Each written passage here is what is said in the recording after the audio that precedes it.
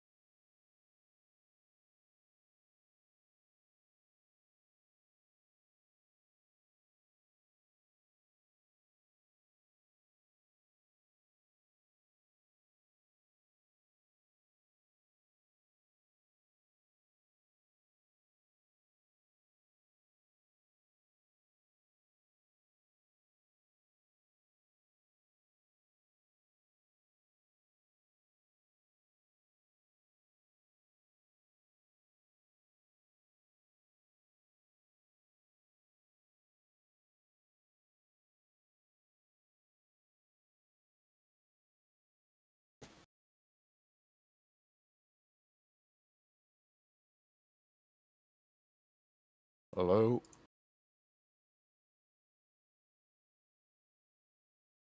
Hello?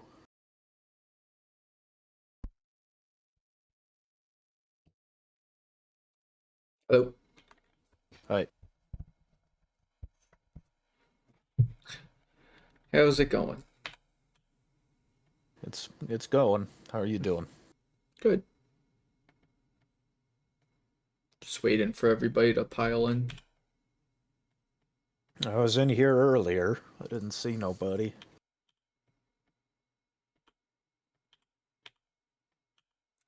Well, James said he was gonna do a playtest today, so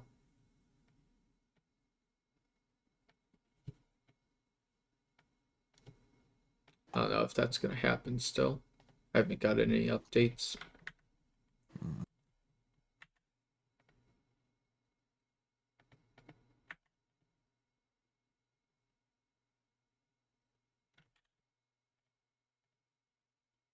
Well, stick around for a bit.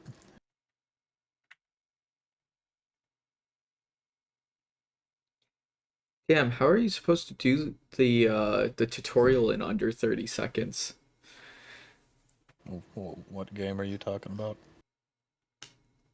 Tabletop sim. Oh, That's hard. Like it's not like it's hard because it's like hard. It's because it's not like it's chunky and slow.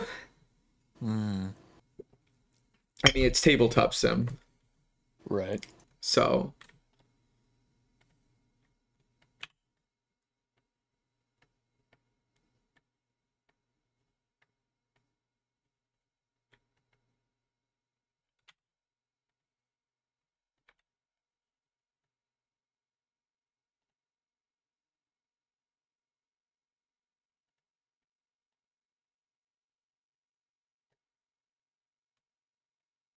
oops.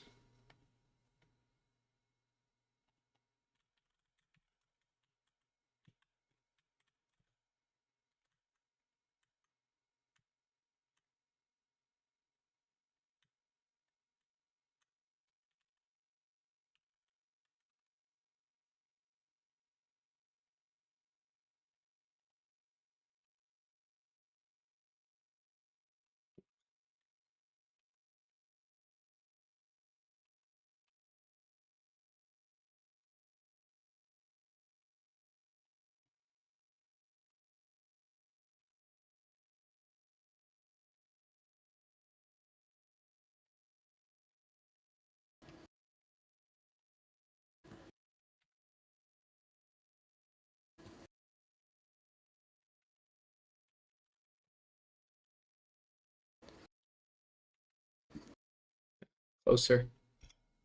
What's that? It's closer, but I'm not quite at 30 seconds.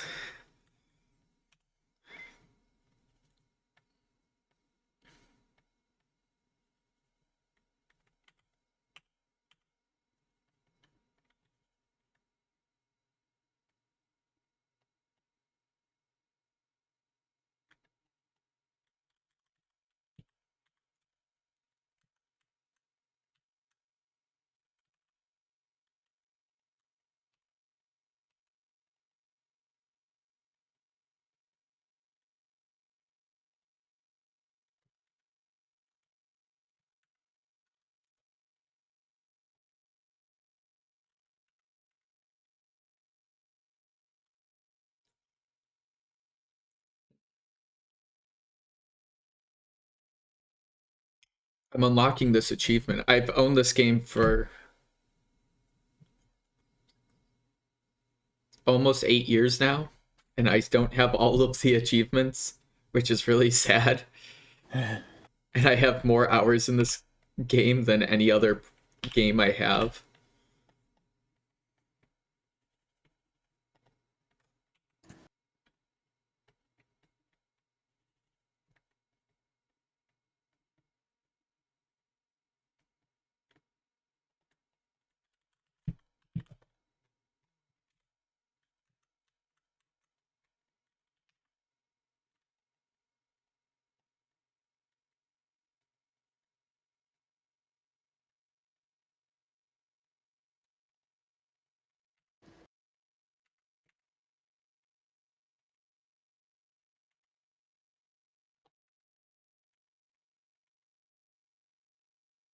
Ow! So close. Okay.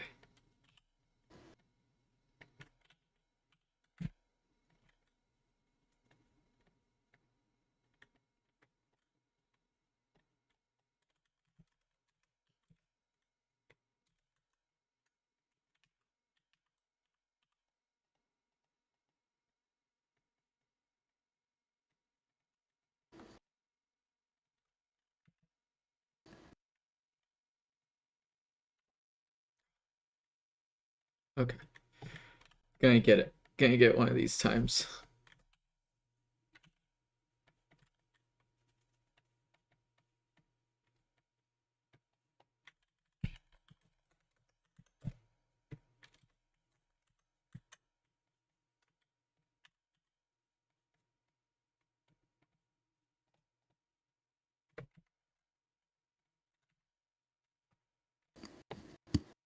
Did I do it?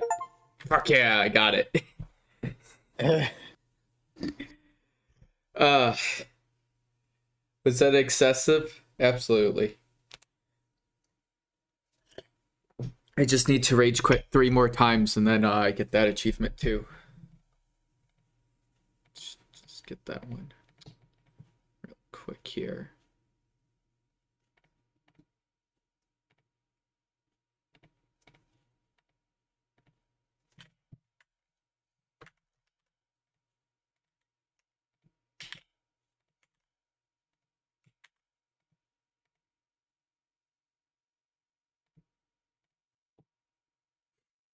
Goodbye, table.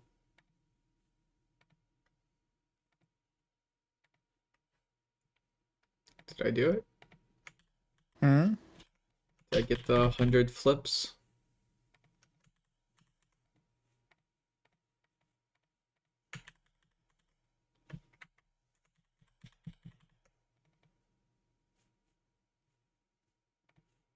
Nope, I just lost the table though. There we go. Did I get it? How do I get it? It says I'm like perpetually at 99. Oh, okay, there it goes. Just took some time. Play a game in 0 gravity. How do I do that? Uh, Permissions, physics. Ah, there we go.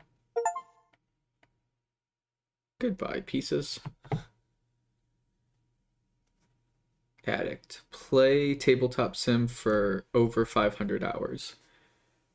I need to keep it on for. How does it? Like, where am I at with tabletop sim? I thought it was at 500. I am at 500 hours. What are they talking about? Give me my achievement.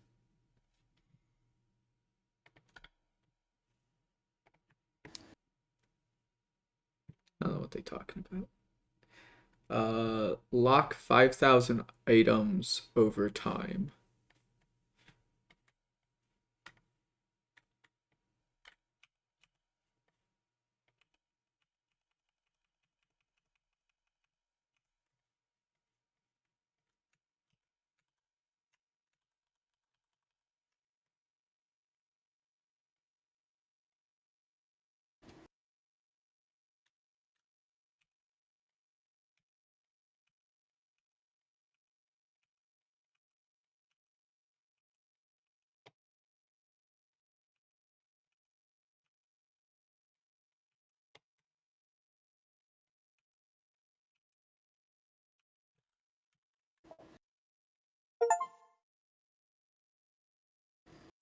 Yeah, got it. Okay. What other achievement do I have on my list of achievements today? Flip the table over 1,000 times. Fuck that. Yeah. That sounds like I'm gonna be writing a bot for that one. Flip the table 1,000 times in less than 1 hour.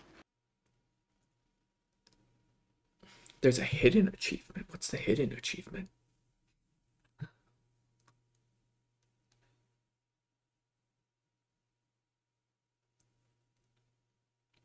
Create an 8-player light show with the line drawing tool. Oh, I have to have 8 people to do that? That sucks.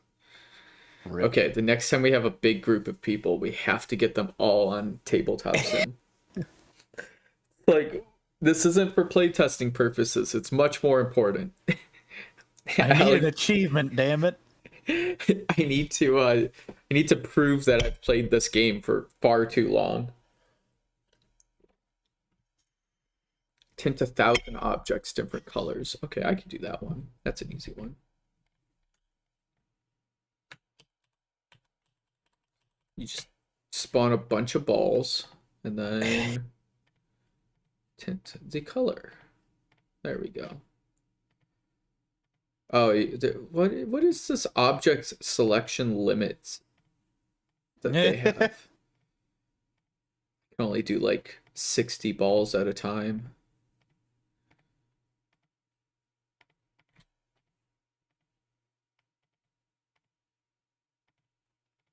Does this count as tinting them?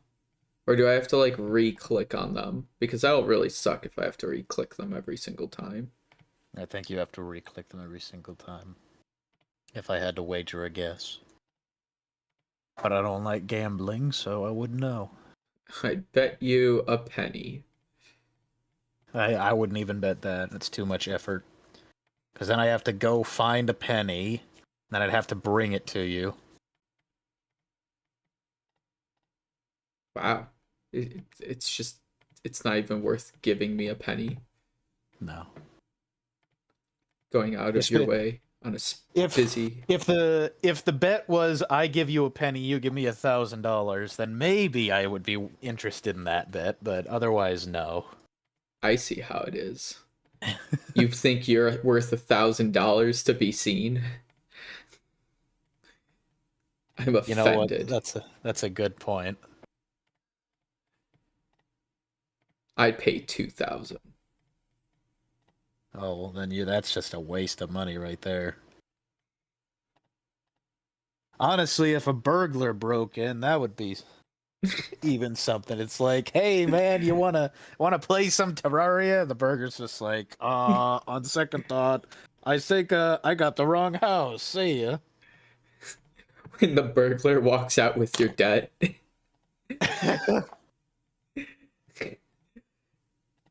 Here, Mr. Burglar, I've got one thing. If you steal anything from me, it'll probably give me value. Because at least I can claim it on insurance. So take something nice and expensive. Just make sure it's above my deductible. Honestly, there's 2 things I have in the house that are actually worth steal, or rather, not worth stealing, but have value to me that I do not want to be stolen. And that is my computer and my iPad, and that is literally it. I don't even care about the fucking phone. The phone? Like your cell phone, or your No, yeah, the burglar sees my cell phone and the landline. He's just like, I don't need a cell phone. I want a landline. He just rips it out of the wall. This is novelty. It like sells for like $1,000. That'd be interesting. Because it's not like a rotary phone, it's just an old phone. If it's a landline, it's an antique.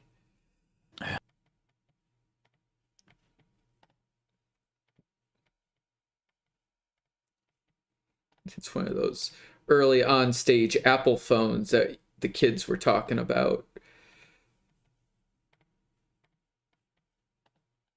Okay, I've been tinting colors for the past few minutes. Did I get the achievement? Do I have to like log out? Oh, I got it. Yeah.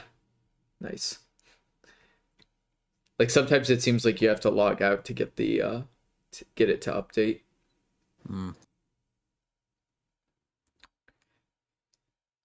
What is this?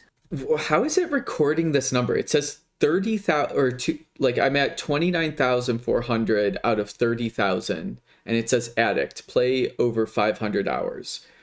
But like, how is 30,000 equivalent to 500 hours. Like, what Uh, math is that? I don't know. Times 60? Oh, okay. It's recording it by the minute. I see. I could do the poker chip one too. That's an easy one. If nobody shows up by 8, I think I'm gonna go to bed. Gotcha. I might do some like graphic designy stuff on the booklet, but Okay. spawn 10,000 poker chips. This is gonna crash my computer. I have at least $100 million right now.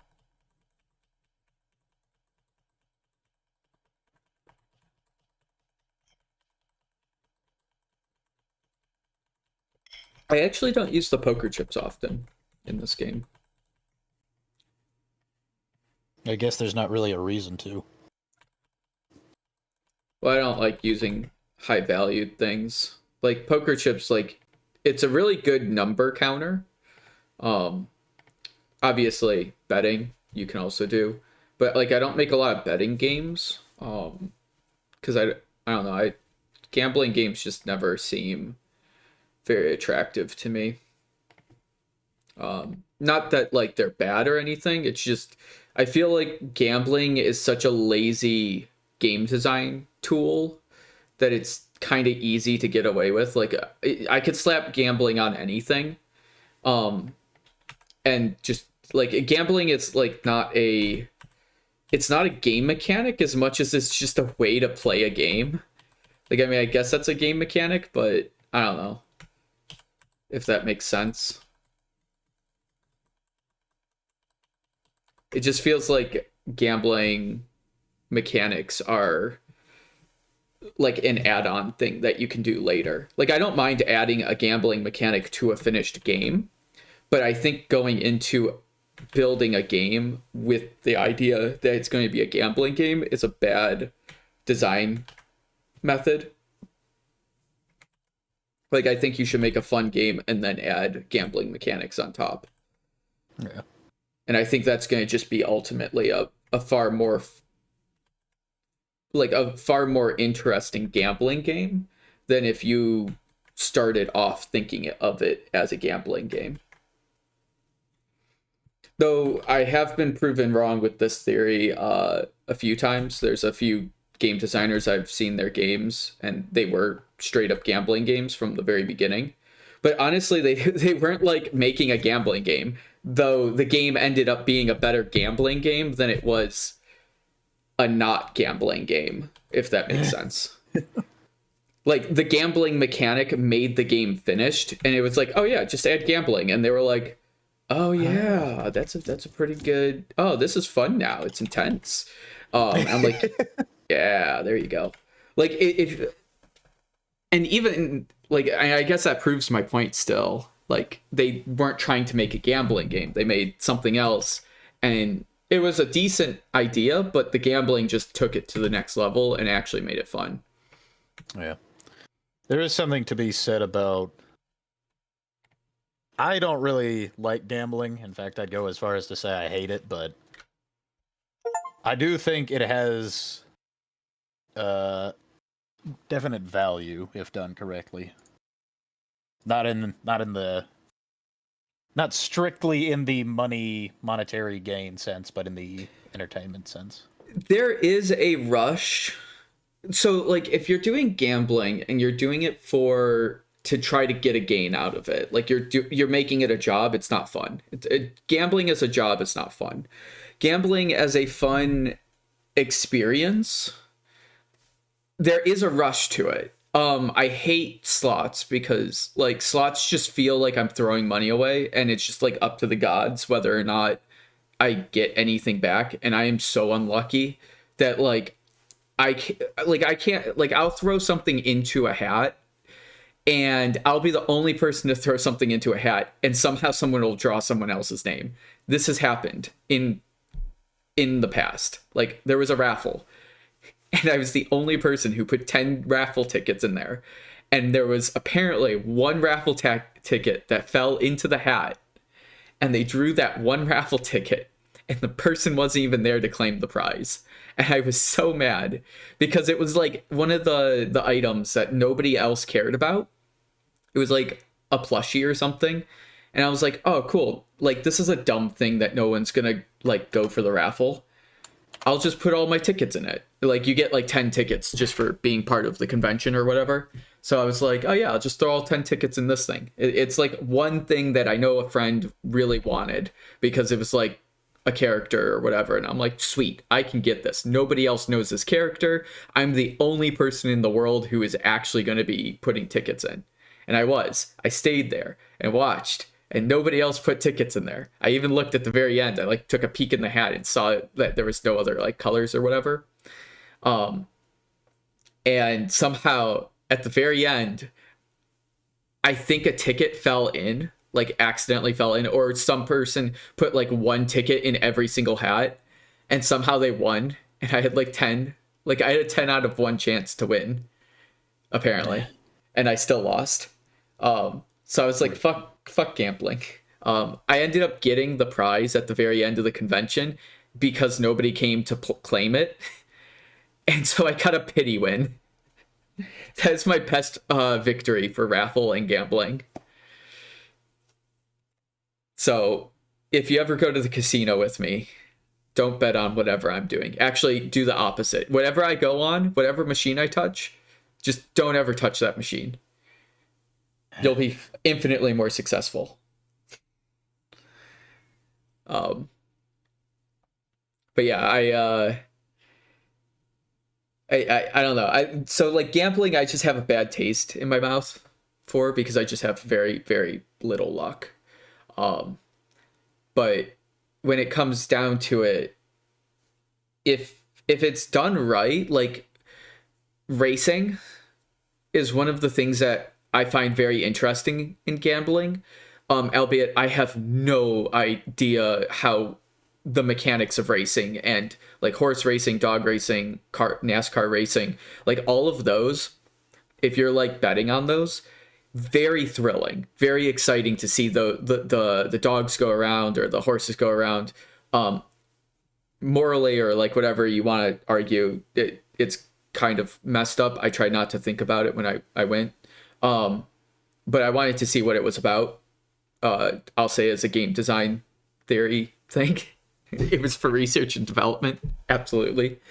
I was terrible at it, but I definitely got the rush to see the dogs go around and like try to get across the finish line. And then when I was at racing, like NASCAR, which is a much more morally ethical debate.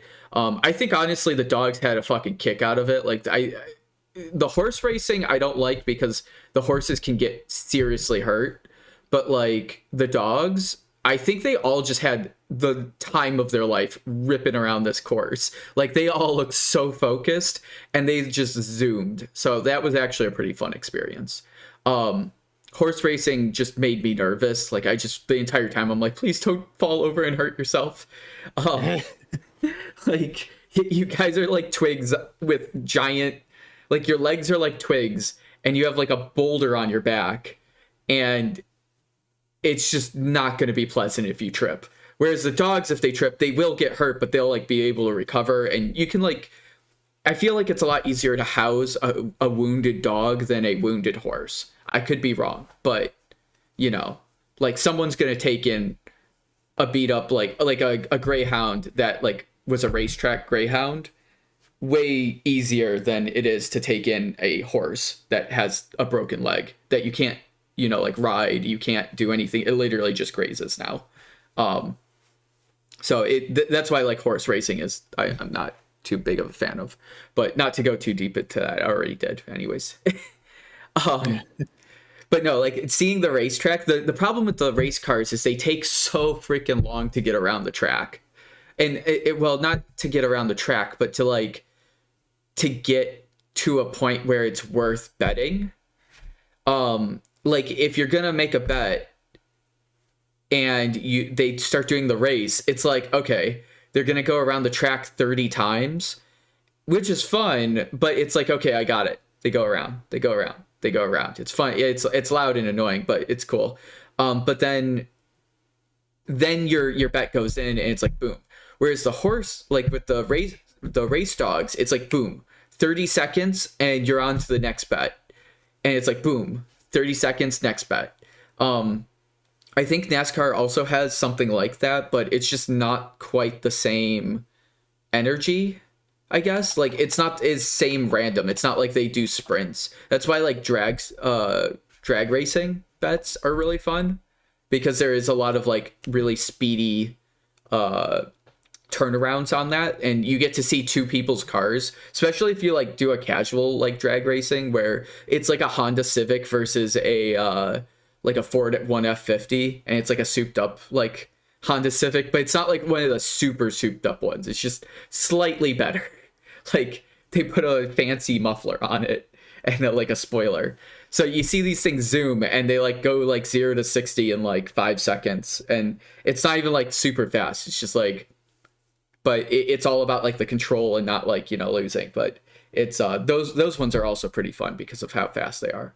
But I think that's the core of like gambling mechanics, is you need something that you can gamble a lot on. There's a lot of like repeatability, and there's a lot of build up. So like football and stuff, and like baseball, all the major league sports, you can see how the gambling works. It's like, oh, you can gamble at the quarters, you can gamble at the half times, you can gamble at like, there's like different very specific gambling points where you can make those bets. And if you have a strong betting timer, where there's even like a period to pause for a minute to make your bets, that's when I think gambling is the strongest.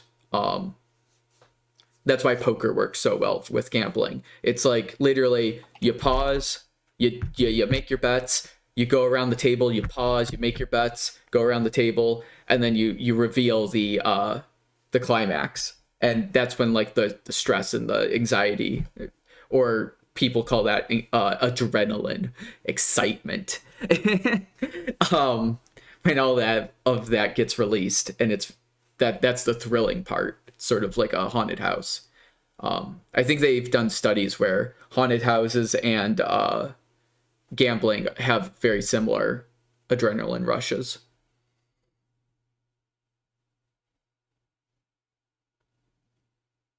So yeah, that's my gambling history of the day.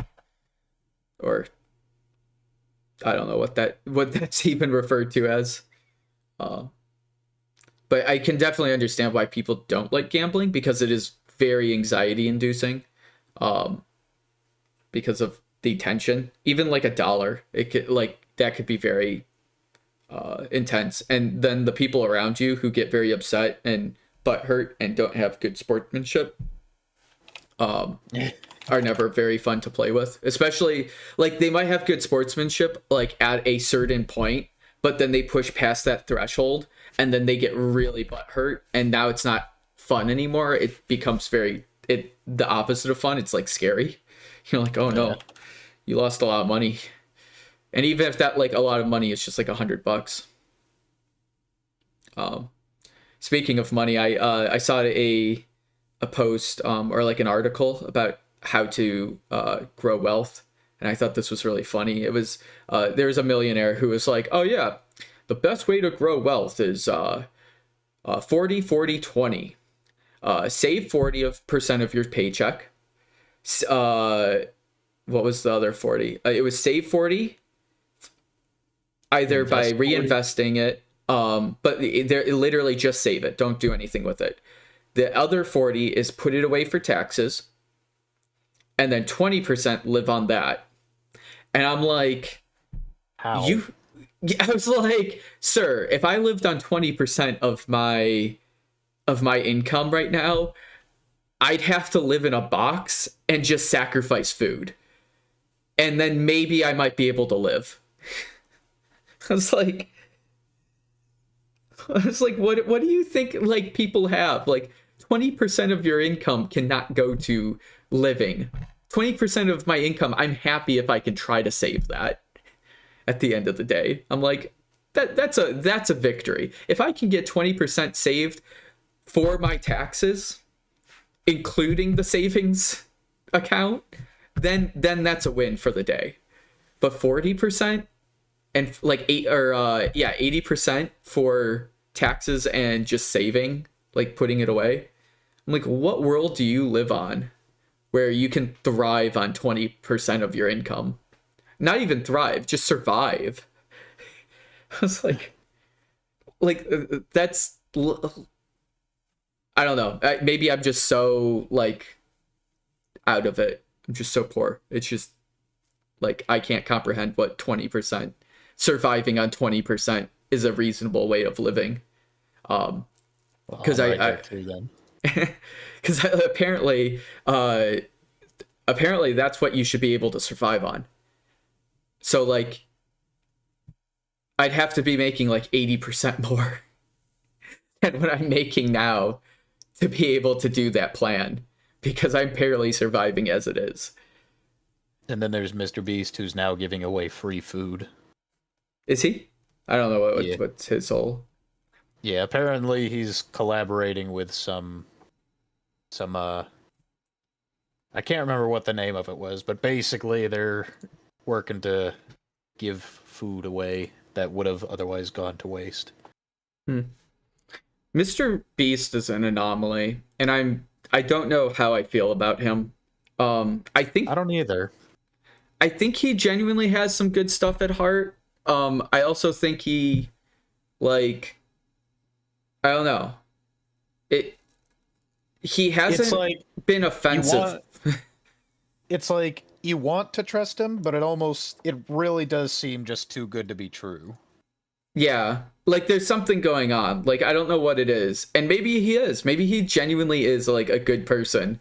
And that's what I've heard. Like he is genuinely like an outstand-ish kind of person. But like, I don't know if that's sustainable. Like, how long is he going to be able to do that? When does he cash out, kind of thing? Right. Because like that's really what he does. Is he basically gives all of the income that he gets and puts it back into the project that he's doing. But like, at what point does he go like, you know what? What if I just take the 10 million and just live on that for the rest of my life? Just check out. Like, never do a video again. He just disappears. And I mean, that's totally fair for him. Like, he has that freedom to do that. I wouldn't even be upset. The part that I would be more upset is if he like made a promise and was like, oh yeah, I'll give $10 million to the homeless. And then he goes and just takes it for himself and disappears. It's like, it's kind of a dick move. But I mean, like, I guess, whatever. But the fact that like you have billionaires out here, hell, even millionaires, who make so much money that like if you divided up their income for the year, like they could literally give everybody like an additional like $100,000 a year, and they would still be like making an additional $500,000 a year on top of all that. Like if you gave them, I think it was like 100%. Yeah, it was like 100 times the lowest income. And this is what Japan forces their millionaires and top CEOs to do. Like, you cannot make more than 100 times the amount of the poorest employee, which still sucks. Like, don't get me wrong. Like, that still kind of sucks. But if you're making $1 trillion, I mean, 100 times less than $1 trillion is still like $1 billion. So, which is probably why their financial situation ain't great. Japan? Oh, wait, not Japan. Sorry. Wait, who were you thinking? China. Oh, yeah, no. China just takes it all for the country and then gives it back to their politicians.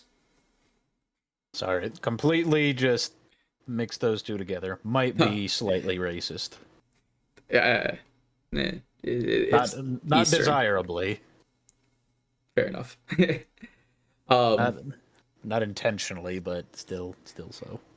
No, China's like, as much as I hate America, like China's the worst of the two evils. It's uh like China's just rough. It's rough over there. Like you build a business and your entire business is owned by the state, and all of your like income is by the state. Like they determine how much you save for your business, and the rest goes back to them.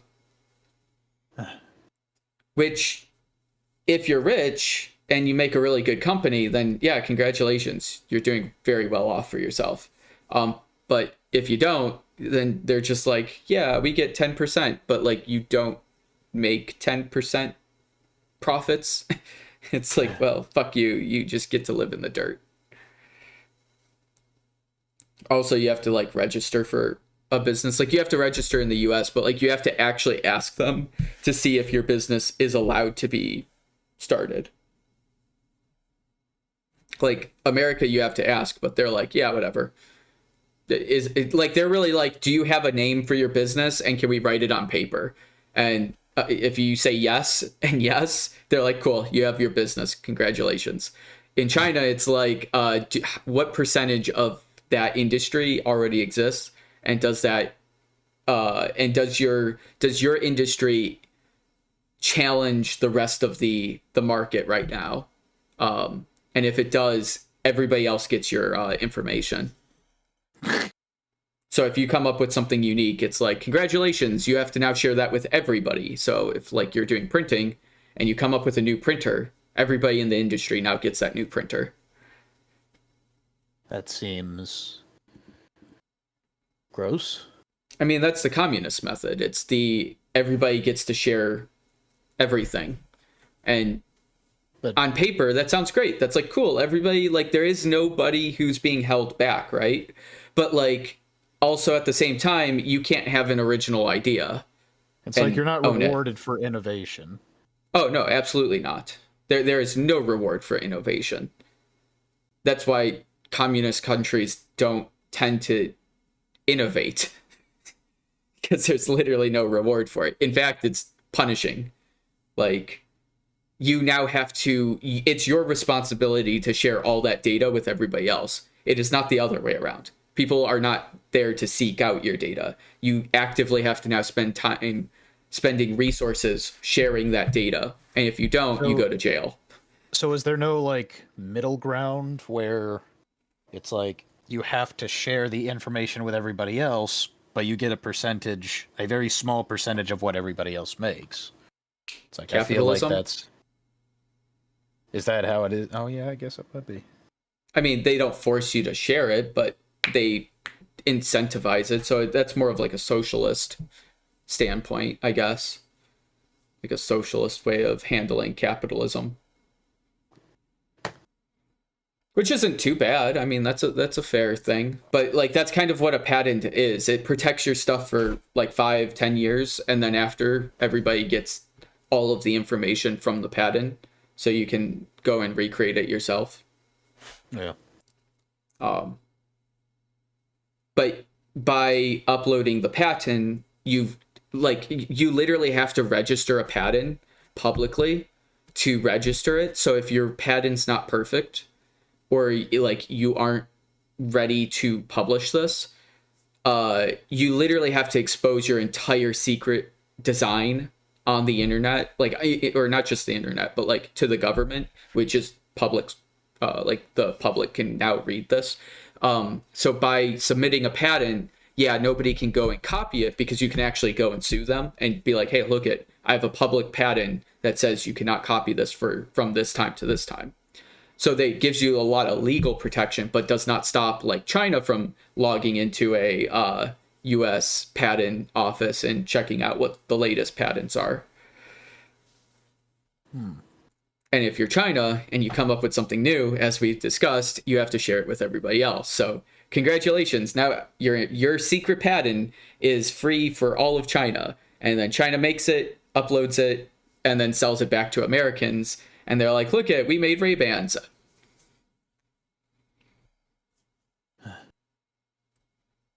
Which is quite literally what happened with like the Apple earbuds.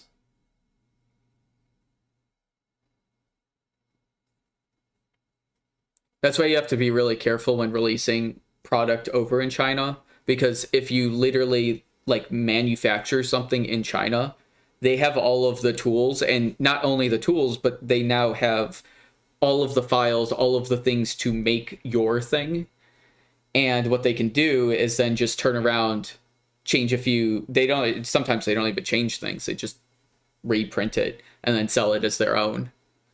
So if you're a manufacturer in China, you get a lot of your business from Americans, but you make your profit from selling the American items, like the overstock of American items, to the people in China. Because you didn't have to go invent that, but you get the profits of like if you're selling an iPhone, obviously Apple has some lockdown with this, but even Apple doesn't have full control of this. But like basically Apple gives them their designs, China goes and makes it, and then turns around, sells it for 500 USD in China, and calls it the Apple, not Apple or whatever, I don't know, iPhone, but spelled with an F. And then they sell it that way, and they're like, look at it, this is a very innovative design, and then it's literally one for one, it's just an iPhone.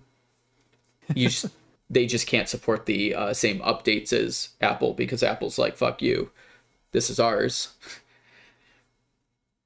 But yeah, that's the economy of China, completely surviving on American technology.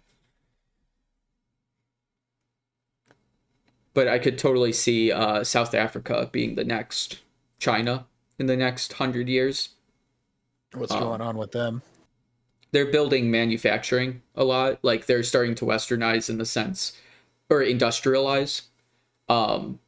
So like South Africa, or just Africa in general, is definitely industrializing. So you could easily see a new wave of industrialization in Africa, and then I think China's going to do what we did, and they're going to basically use Africa as their like guinea pigs and just sell their tech to Africa and then manufacture it there, and then just turn into a tech hub, and then Americans are going to be the next whatever the next layer of America is, if we don't fall.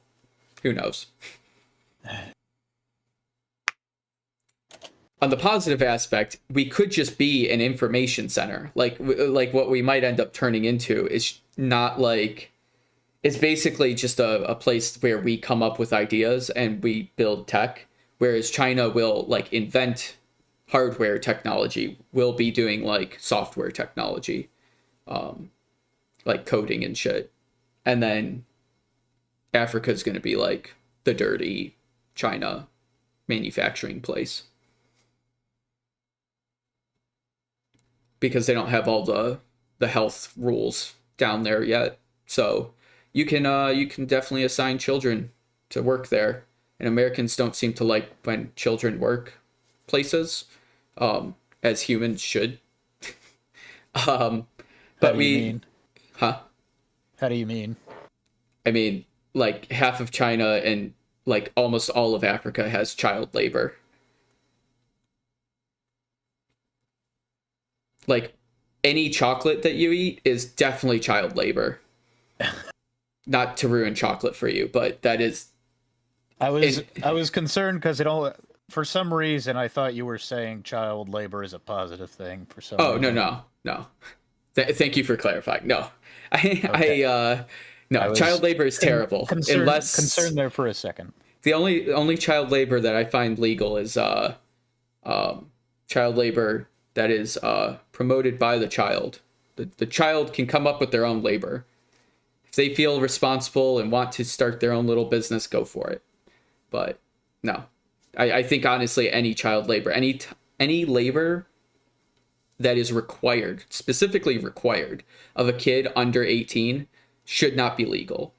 I think from 16, like even 14 I would say like 16 to 18 is like a safe zone of kids can get basic jobs that are safe. So not McDonald's. like not And stocking warehouses. yet, ironically, there's a ton of kids that, well, not kids, but minors that work in those jobs. They're kids. You're not an adult until you hit 18. That's when you go to big boy jail. So you're a juvenile if you're under 18. So it is child labor in the US. And we employ children. They are willing. They're not like forced, but I say that willingly as in they can't buy the shit they want. Very heavy air quotes. Yeah. It is like, oh, well, we didn't tell them. We made the application. They're the ones who filled it out and showed up at work. Yeah, but that's the only way they can, do their job. Or like that's how they get money. So, yeah, no, child labor is very prevalent in the US as well. We just cover it up differently. It's not the like, oh, go whack a bush in a forest without shoes and without a shirt and hope that the coconut tree doesn't fall on you.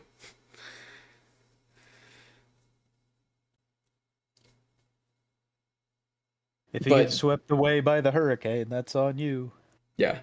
There's a few people, there's like interviews that I was watching of like this girl who was like she just couldn't make enough money to live, so she was like, oh shit, well, I guess I'm not going to school, so I guess I'll work for my uncle on his plantation. And he has a like a cocoa plantation, and she just works on this thing. And she's like, I can't go home. Like literally he took everything I own, so like she doesn't have a passport, she doesn't have like her rights. She's basically as close to being a slave for her uncle as you could be without calling it a slavery. Gross. Yeah. And that's very common in Africa right now. Like, yeah. Or you live like the Amish and you have no technology and you dance around without clothes. And I mean, that's fine. I bet they're happy with their lives. I can't do that. I go outside and I'm like, it's chilly. And then I run inside. Or I'd be like, I got a sunburn. I'm out for the day. And they'd be like, well, you don't get food. It's like, fuck. I also, maybe this is I don't know, maybe I'm being too whiny, I couldn't say, but it also kind of bugs me when I hear stories about parents kicking their kids out the moment their kid turns 18. Oh, I mean, I have very close people I know who do that. And it's a very relevant story in my current life right now. I'm assuming that happened to you. No, actually, kind of not really. Okay, so I got like, no, my family is very supportive. They would have let me stay. I just went to college and then moved out from college, so it just worked out that way. But Left like, and never came back. yeah, basically. Nor do I want to go back. Oh God. Why? Something bad happen, or? No, just dealing with my parents. It's hard enough to do that with just holidays. Being a self-thinking adult and them thinking you're still a child is exhausting. Well, if you're their kid, then. But I am adult and I do business and I know how the world works a little bit now. But apparently I still don't. I don't know anything about taxes or running a business or managing money or anything like that. But, people who literally paid like blueberries for their house clearly know a lot more about the world than I do.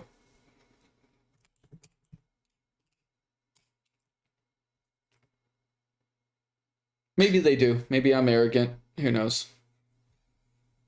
But no, there's some friends of mine who have family members who are kicking their younger siblings out at 18, like they were kicked out.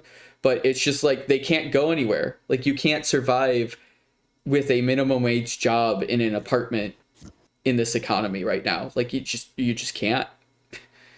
Like if you're gonna kick someone out at 18, you need to give them a very big heads up. Like, at least a few. You need to let them know a few years in advance for one, and you need Oh, to help them. everybody in that family knows. Like that's just the rule. Like that happens is everybody gets kicked out at 18. But the thing But then you is should also be nice enough to help them come up with a battle plan. It's like, here's what you're gonna do. Here's how you're gonna go about it. It's like, don't be. oh, you It's like, wholesome child. That you're thinking that parents care. yeah, I guess, You come I guess from a so. very caring and loving family who actually would sit down with Well- you and work out a plan. Well, it's not even just that. Like, the average human brain does not fully. I don't remember where I heard this. This could just be a "the internet told me so" moment. and I'm My just source is the spouting nonsense. internet. Yeah. This could just be utter nonsense, but I have heard, and I believe it to be true, that the average human brain does not fully stop developing until mid to late 20s. Yeah. Yeah. Meaning that you're going to make very dumb decisions, even past quote unquote adulthood, like 18, 21. It's like you're still going to make dumb decisions, so I don't understand why you wouldn't need a little bit more help throughout there. It's like, Oh no, you are absolutely nailed, like right on the head with this. Your logic makes perfect sense. This is not a logic game. This is just not people who don't give a shit about taking care of other people and only had kids because either they were a mistake or they needed to feel like they were important or something. This is a completely psychologically abusive situation that kicking kids out at 18. There are very few times where kicking a kid out at 18 is not a form of abuse by some standard. You could call it tough love, but tough love, I don't know. I think tough love means that you are going to be there to support them if they fail. But if you're not there to support them when they fail, then that's just abuse. If you're not totally willing and like ready to take on the responsibility to bring them back into your home when they they don't have enough to pay rent, or you're not willing to pay their rent for them to like cover their ass, then that's just abuse. And I don't really support that kind of stuff. It's like, oh, you're homeless? Well, enjoy being homeless. Yeah. That's actually the story that was going on, and it really sucks. I was like, what? And I come from a very different world, but like there's like I have some friends who just they live in a much different world than I do, a less privileged experience, and it's very saddening because I'm like, I just want to open my arms up to everybody and be like, I'll take care of you, and they're like, I'm like, shit, that's a responsibility and financial burden that I can not take care of myself. But it's like you shouldn't have to take care of it is the thing. It's like the people that agreed to take responsibility should. Oh, well, the thing is they didn't agree to take responsibility. That's the problem when you have mistake children, accidents, as you would call them. And this is not me being mean. Like a broken condom, a fucking one night stand, a rape or whatever. Like even the worst case scenarios, it just sucks because it's like, damn, they get fucking railed by this shit, and then the parents are they're not prepared, so they just don't want to have kids, and the kids aren't prepared, so it's just like a terrible situation for everybody. And it would be great if America just gave us all a UBI. Universal basic income, like the most baseline, like there should be homes for people where you can go, like very like, and I'm not saying like super safe, but like 1-bedroom apartments where it should be free for Americans to live in, like if that's what you have to do, and then you get like $1,000 a month, and it like not a comfortable way of living, but you can sustain that way. Not ideal. Would not recommend living that way. But in the worst case scenario, you lose your job. Chinese hotel style thing. I wouldn't even say like, you mean the Japanese hotel where it's like whatever they are, where it's like it's barely one room. It's like you got a room and a toilet. Yeah. It's not quite prison because you can leave, but it's not quite home either. And I'm not saying that's the ideal. I would love everybody to be able to have a full actual apartment, but I'm like trying to think realistically. This is what the government like to get the government to even just give us a UBI alone is incredibly impossible. But to get them to like actually give us homes and shit, that would be. But like if you got rid of the homeless population and you just gave like a lot of like nobody wants to be homeless. Like literally nobody's like, oh yeah, I want to be homeless. I'm gonna say something very controversial, I guess I would say. So I don't want people to be homeless. That being said, I think there's a very alarming amount of people who just straight up do not want to work. Yeah. And Like, is more that so than is that people- wrong? I would say in a way it is. I think not wanting to work is understandable.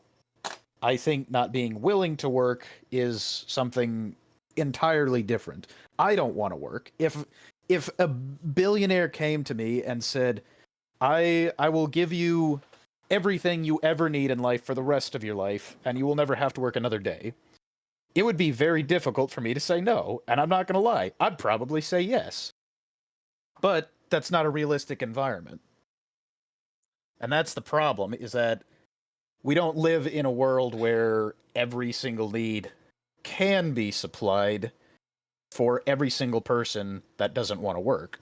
Well, first of all, I'm just going to break this narrative.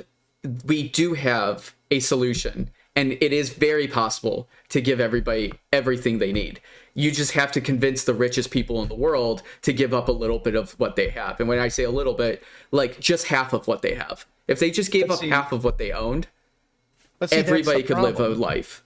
That's the problem, is rich people are greedy as fuck. That's why I'm saying it's not a realistic situation, because you're never going to convince the greediest, most powerful people in the world to give that up. It's just not realistic. Would I love that to happen? Absolutely.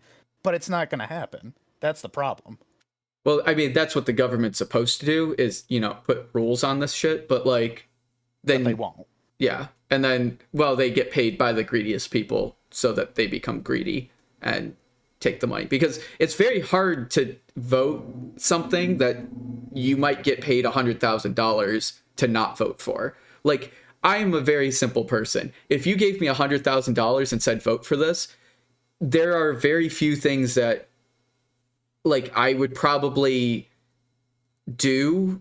Like, yes, there are ways that you could like there are things that I would not vote for $100,000, but if you were like, oh yeah, support this this governor, and you left out all the dirty parts and just said, hey, here, have $100,000 and say that you supported this person, I'd be like, first off, what the fuck are they doing? But that's my logic brain.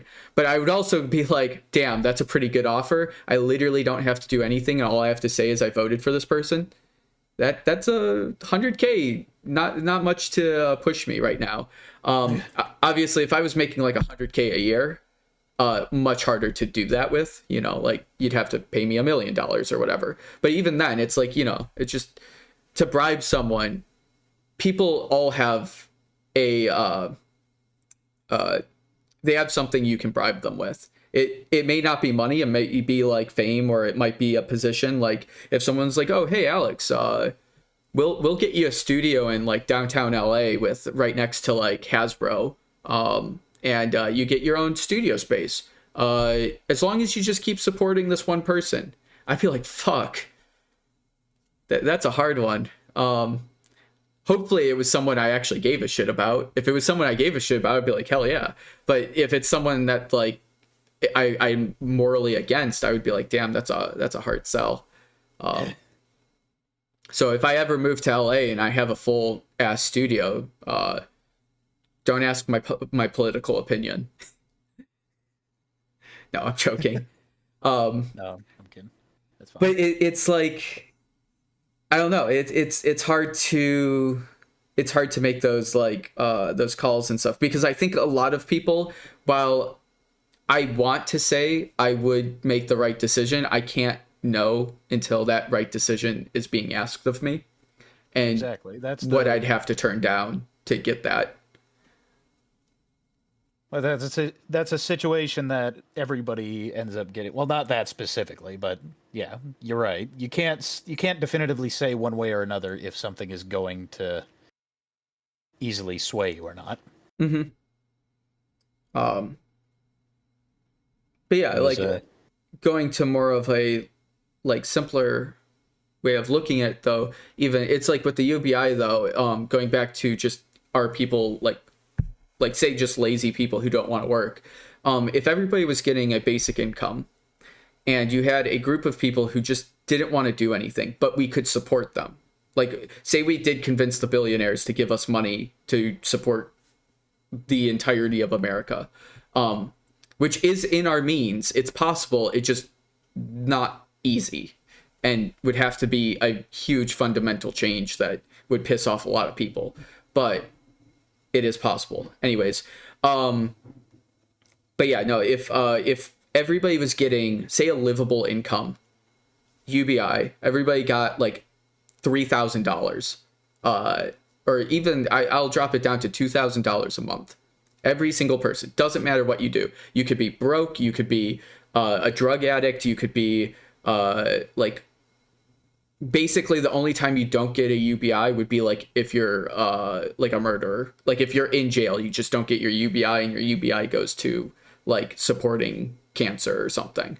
Or like you have a reduced UBI where it's like you only get $100 or something, which I still think is wrong. I still think honestly, even prisoners should get like UBI. Like if everybody got this, the thing is that money will circulate back into the economy again because people need to buy things, and they will feel less stressed to take risk. They'll do things that are dumb, like starting a business, like buying a fancy car, like going around and just throwing money on the street. I don't know whatever you want to do with your $2,000. Buy a bigger home, upgrade your home, realistic things like that, like get better hardware, tech, that stuff. If that's how you want to spend your money, cool. You're supporting the economy by putting all that money back into the economy. And if you are getting a job now, you don't need to work a shitty job anymore. You don't need to work at McDonald's, because what you can do is spend the time that you would have been doing McDonald's work and been like burned out at the end of the day and not wanting to like actually progress your lifestyle. You could actually spend that time training and studying a new skill that makes you become significantly better and more specialized than if you had to also do that while working at McDonald's, and then you just get burned out and never get anywhere in life. So you might not be like living the lavish lifestyle, but you're doing maybe you're doing education or studying, and you spend 3 years studying a very specific craft. But you can literally paint a wall for 3 years and be like, this is all of the things I've learned painting this wall for these past 3 years. But goddamn, you'll have the most gorgeous looking fucking wall. Like, I mean, Michelangelo with the Sistine Chapel.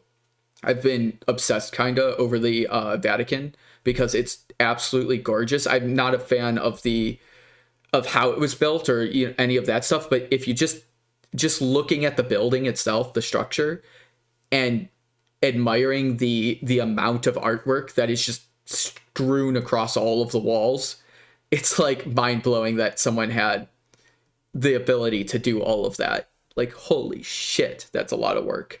But like, and I get it. It's like it's supposed to be the chapel of God or whatever, like the cathedral for God. And you're gonna make that place look pretty fucking nice.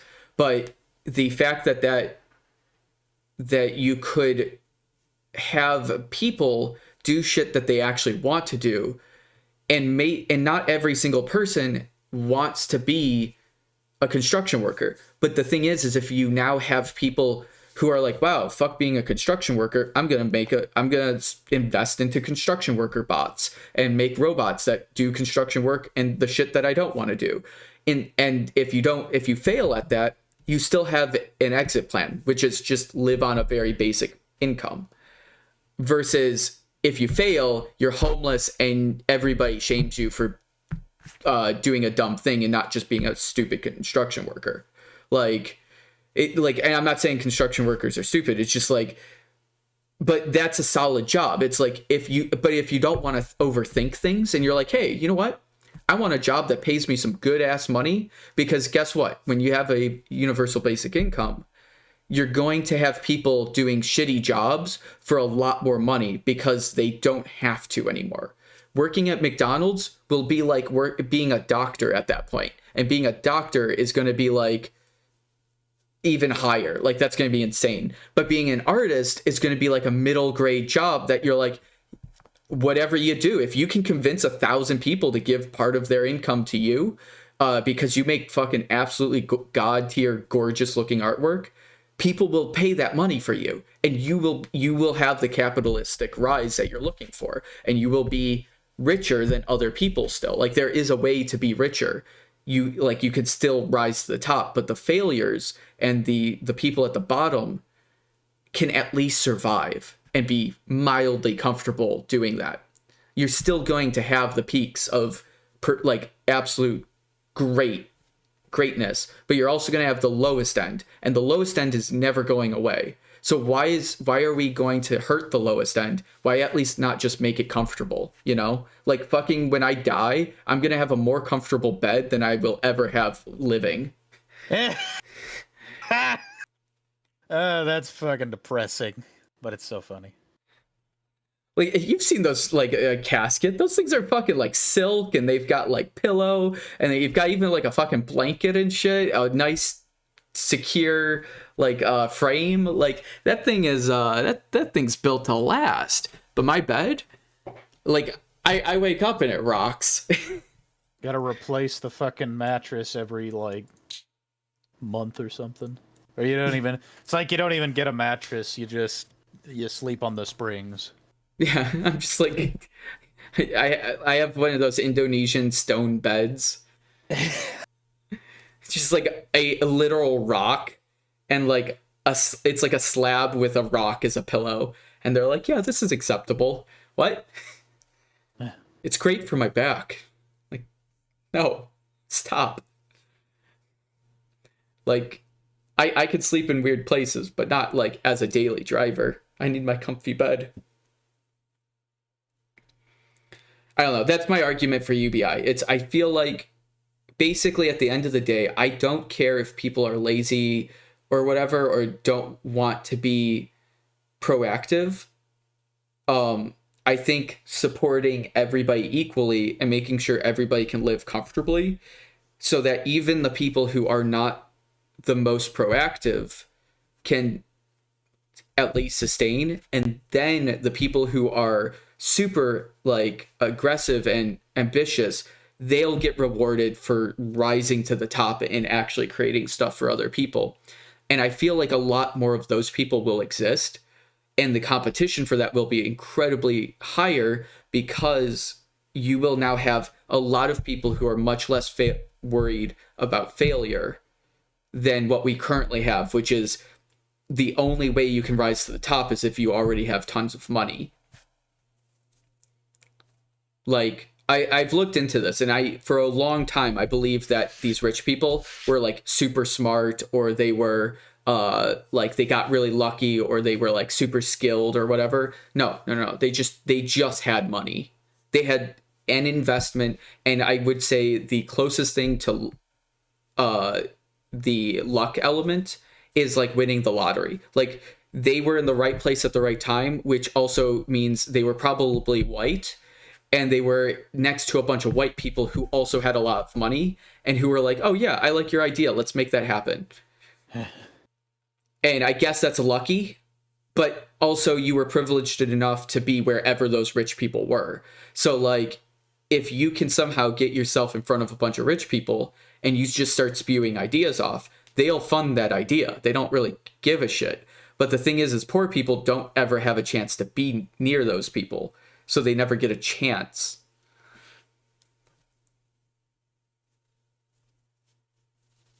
But yeah. Yeah. I don't know. If that like makes no sense, and then you're like, well, that's stupid. That is totally acceptable. You can believe that way. And for a long time, I also believed that way. To be honest, I just don't know what to think about UBI. Like, that's not me shitting on the idea. Like, I honestly do not have an opinion on it one way or another. My stance is I would need to see it to get a definitive opinion on it. But I think once it does come around, it's pretty much here to stay. There's no getting rid of it at that point. So I feel like if it shows up, it shows up. If it doesn't, it doesn't. That's pretty much my stance. For me, the plan would be a very simple plan. It would piss off a lot of people, but it would be a very simple plan. If you make like the band, yes. But yeah, if you are in the top 5%, 50% of your income has to go to the UBI. That is basically it. Like, and that is the amount of money that you would need to be able to support that. And I think that is the one thing that you would have to say. It's just the if you're in the top 5% of the richest people in the US, 50% of your income now has to go to your UBI. And if you want to play the game and snake your money around so that you aren't in the top 5%, congratulations, more people in the top 5%. Like, that money has to be somewhere. So if you're distributing it off to other people, congratulations, now they have money. Like, the smaller you make that top 5%, the wider it gets spread out to everybody. So if everybody is now not in the top 5%, you have solved the problem. Like, you don't need UBI anymore because everybody's in the 5%. Like, that means there isn't a 5% anymore. It's just, yeah. And obviously that's theoretically very excitable, and people like to cheat and steal. So they would absolutely try to break the system to not be accountable for that. But, you know, cough, cough. Someone in the White House who is currently not in the White House anymore, but is currently just getting roasted by the New York government. Very entertaining show. Yeah, I don't know. I just went to rant on UBI logistics, and I guarantee you, if someone like there's probably someone smarter than me who's like, Alex, that's impossible because logic. I'll be like, cool. Okay. And I don't doubt that it would be very incredibly hard to do. It's not something I realistically see happening, but it would solve the problem. And you'd still have your capitalism. It's not even going into a communist state.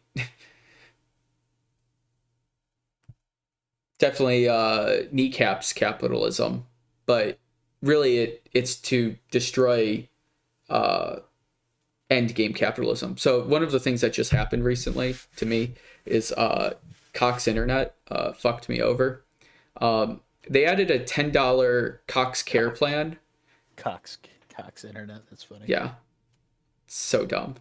But yeah, no, they added a $10 care program to my account. Don't know how that got on there. But they were like, oh yeah.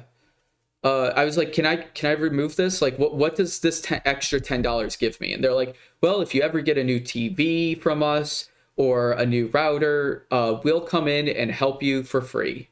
Well, not free, the $10 a month you're paying.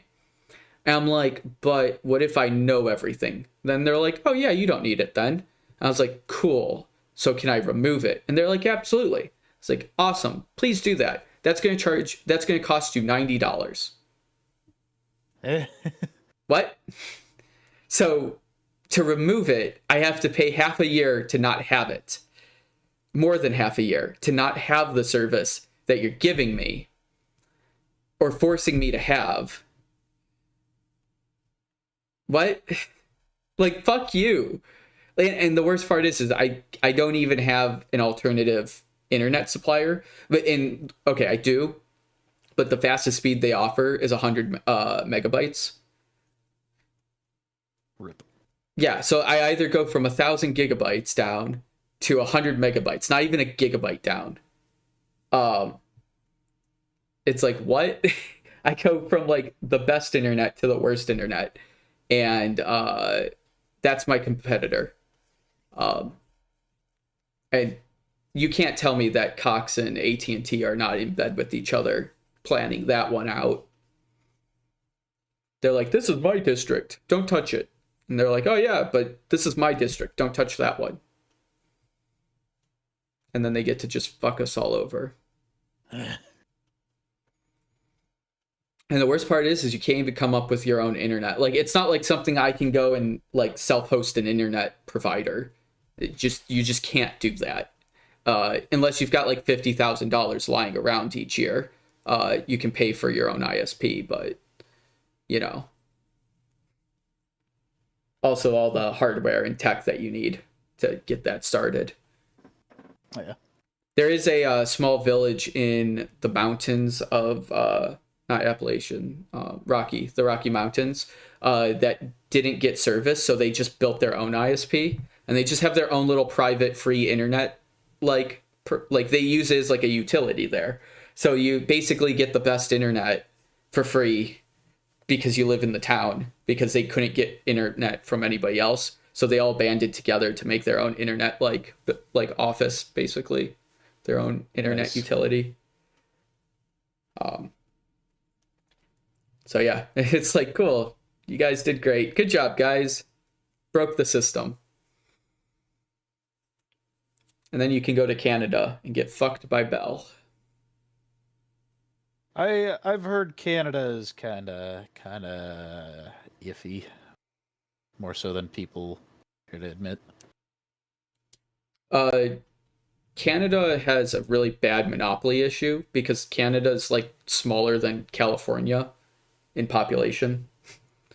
So go to Canada to not be in America, stay in Canada because there's weed. There's weed in America. Ohio just actually made it legal in Ohio. Yeah. But no, Canada is like they have one airline, they have one postal service, and they have one telephone service. Bell, Canada Mail, or whatever they call it, Canada Post, and then Canadian Airlines. And it is quicker for me to mail a Canadian a parcel than it is for a Canadian to mail a Canadian a parcel. Gross. And that's someone within the same city. I know this because I've done this as a test. That's disgusting. Yeah. They even had a head start. They dropped their package off at the Canadian Post, like in the morning, and I dropped it off in the evening at the US Post or USPS, and it still got to the person we were delivering it to, because the person I was sharing it with had half of the package and I had the other half. But they were two books, so they were the same material, same thing. And it took them, I think it was like a week to get to there, and it took me 4 days, like my package 4 days to get there. And I think it like costs about the same. Bruh. But usually it costs Canadians more, but Canadian money isn't real, so it was really, I can't remember off the top of my head. I think it was about the same though. But being the same is also means Canadians are paying more for it because they make their dollars technically less by like 30 cents. So it's funny because I've done Kickstarters with a lot of Canadians where they're like, oh yeah, let's post my game up for 15 or like 20 Canadian dollars. In America, that's like $12. And I'm like, that game is free. And you're selling a game that's like 500 playing cards in it. Like, you could sell that for $60 in America and people will buy that. it'd be a little bit like of a wavery decision, but it'd still make sales. Whereas like $12, that's like free. You're making absolutely no profit on that. There is no way you can self-sustain as a business with that small of a margin. And it doesn't mean it's cheaper to make it for them. They are going to the same place I'm going to make it. But the thing is Canadians won't pay as much. So to price something in Canada at $20 is like the equivalent of pricing something here for about 35. That is not the material value change. That is the mental value difference, which is different. Because for us, spending $5 or even $1, like if you were like, oh yeah, hey Stu, you get a pizza for $1, you'd be like, fuck yeah, pizza for $1, I'm buying that. Like I'll buy a slice of pizza for a fucking dollar. But if you, and I'm not saying Canada, this is the exact translation, but like in Canada, a $5 pizza is actually fairly normal. Here it's like what, like $5 pizza is Little Caesars most garbage pizza that they can make. Pay for the $6 pizza. A pizza here is like 7 at least. Really? 7 or 8. With Domino's. Oh yeah. I meant like Little Caesars specifically. But that's like a small pizza. Little Caesars. Do you not have a Little Caesars around you? I do. It's actually really close. Yeah, that shit's like $5. You get a whole ass medium pizza.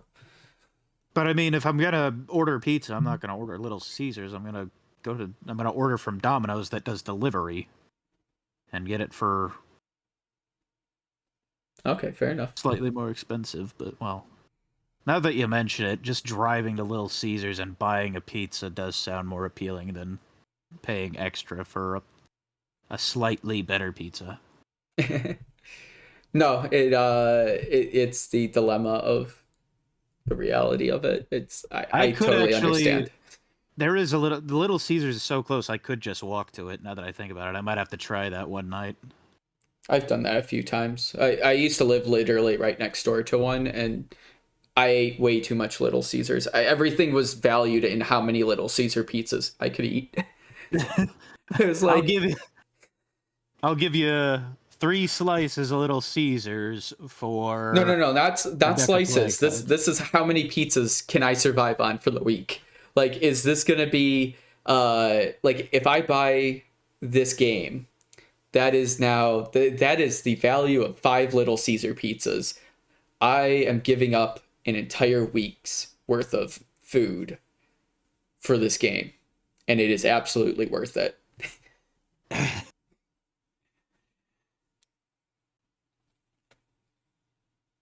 It is sad that I have had that thought in my head for far too long.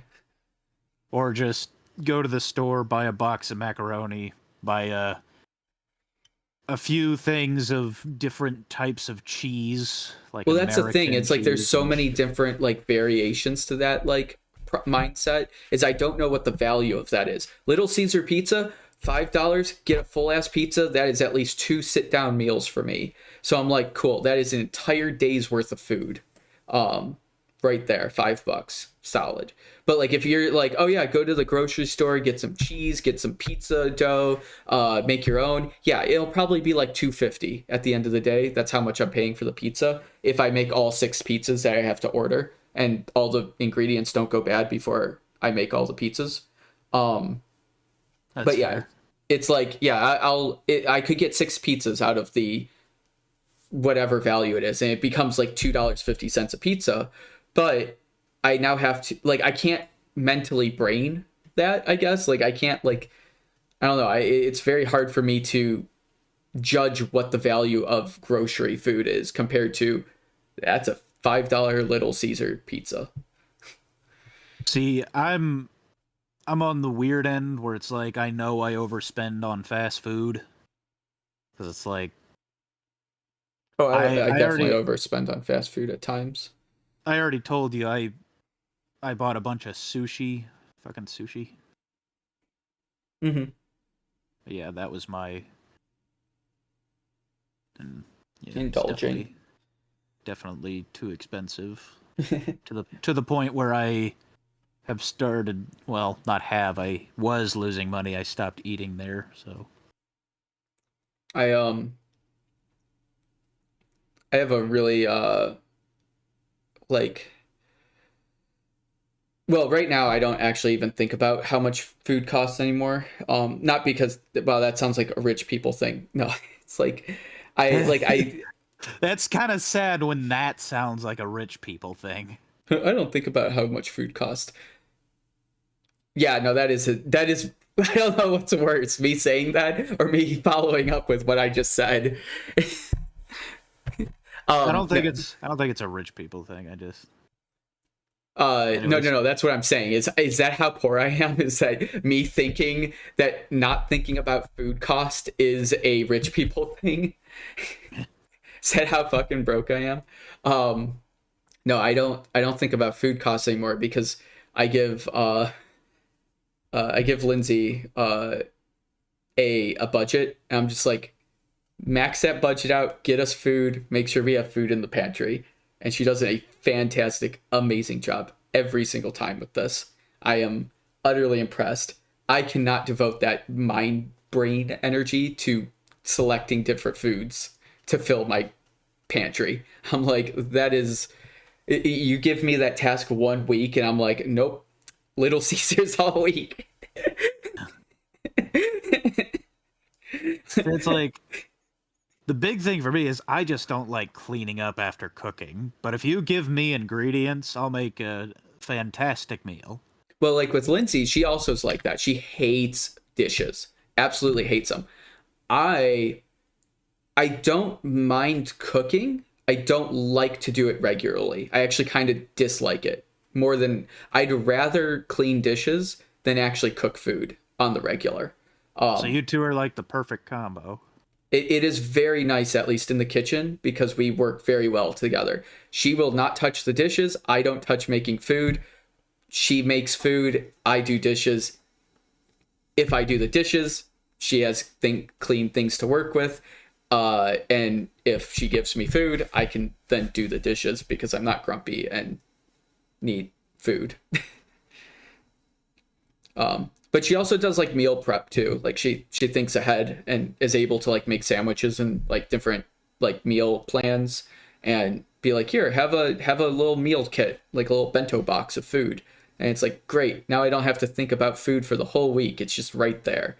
And if worse comes to worse and she forgets to do that or she doesn't do it for the week because she's like burned out or tired or whatever, she usually has something like Lunchables or like some pre-made kit thing that she already bought in the fridge already. And I'm like, yes. So I have not had to think about food forever, and it's great. And I'm happy just doing the dishes in that trade. Yeah. I will give her money and do dishes if she solves the problem of. You're basically paying for takeout anyways. You're just having it gourmet. Yeah. I just have someone else who is also benefiting from it too. All right. I don't think anybody be showing up. Yeah. I'm sorry. I was going to be all proactive, but at the end of today, I was like so burned out. I'm like, I didn't want to think. I didn't want to brain more than I had to. If people jumped in, I would have put on the show, but yeah, nobody jumped on, so. I haven't done shit. Yeah, still on the agenda. Got to do the rules. I'm not too well versed in InDesign, so it's probably going to be a jumbled Frankenstein's monster of Word and Illustrator. But I if will you do it in assemble Illustrator, that's fine. Because Okay. I can pull things over into InDesign from Illustrator pretty easily. Would you rather it be like two separate things? Like I have the text document in one, so that you can just copy and paste from that, and then also the Illustrator stuff in the Illustrator. Dur. I mean, that's fine. Like, I can work from that too. Yeah. Okay. Yeah.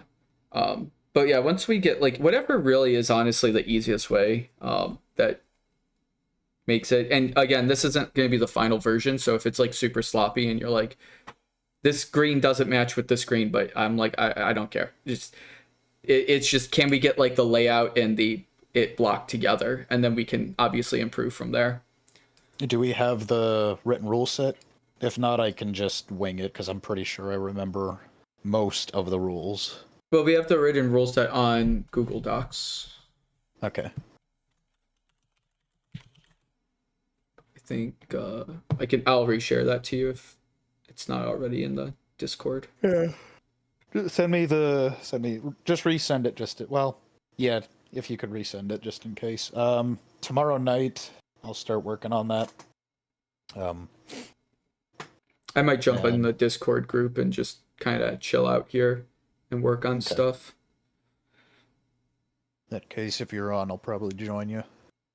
Yeah, little study session of sorts.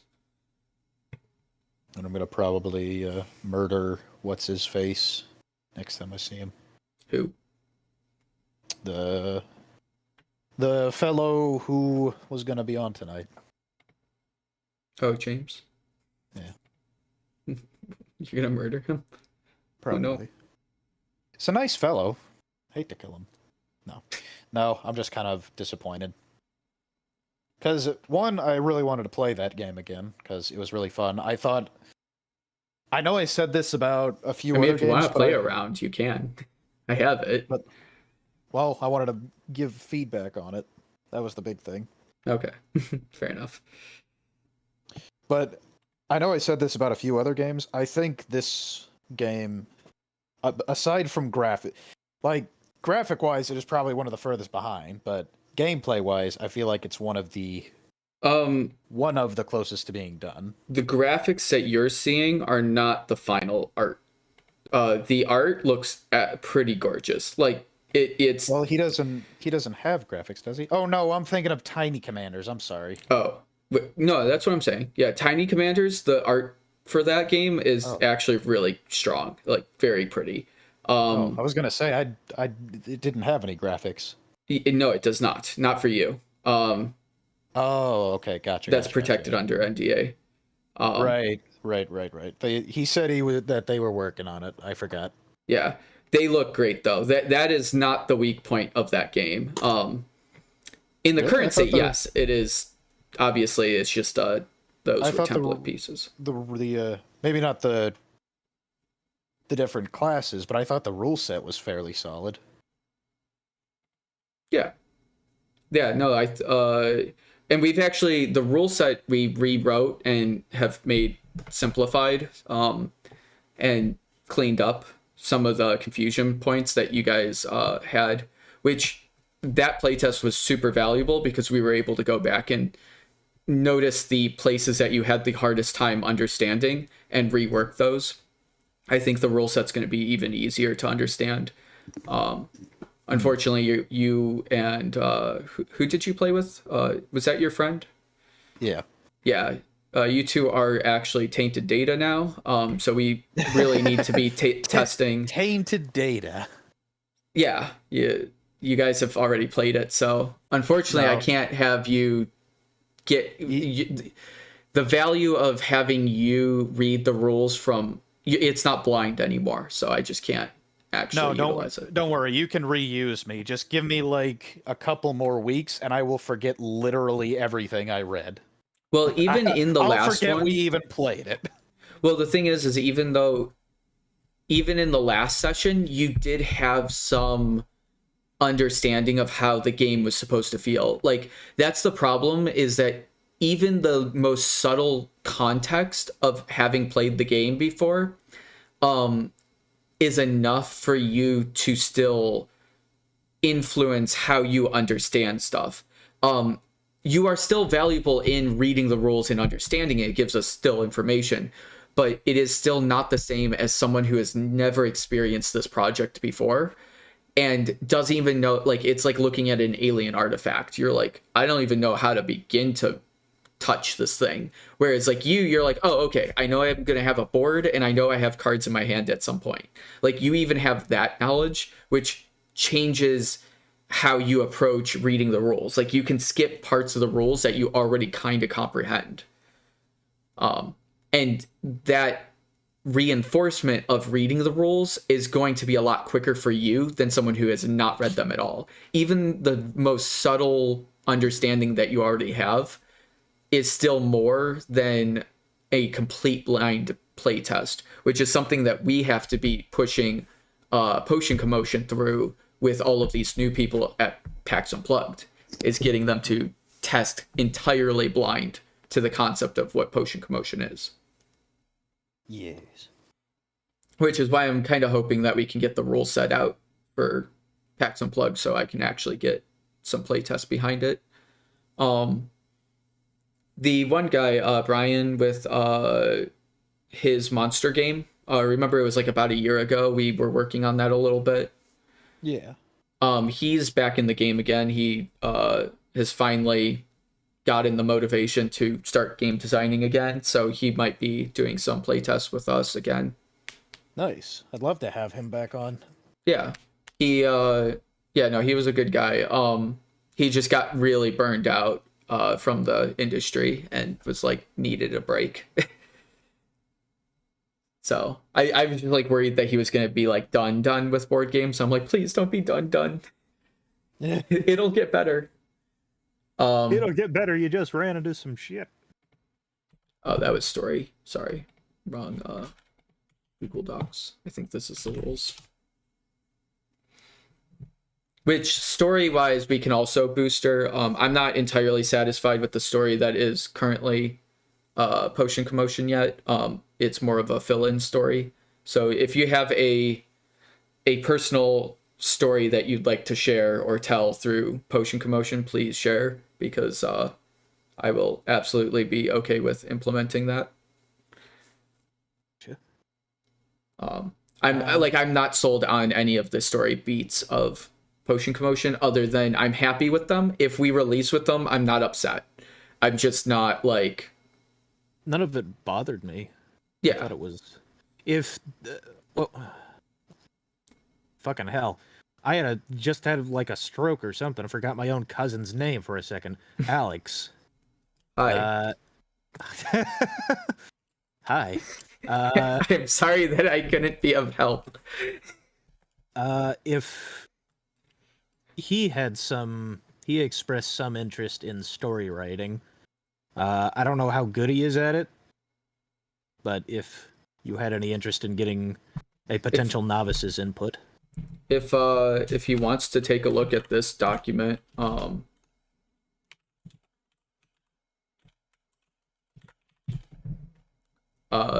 you can share that with him. Okay. Give him a comments version of it. I'll send it his way, and maybe he'll be able to provide... I am having a stroke! Provide some input. Yeah, like any names changes or whatever.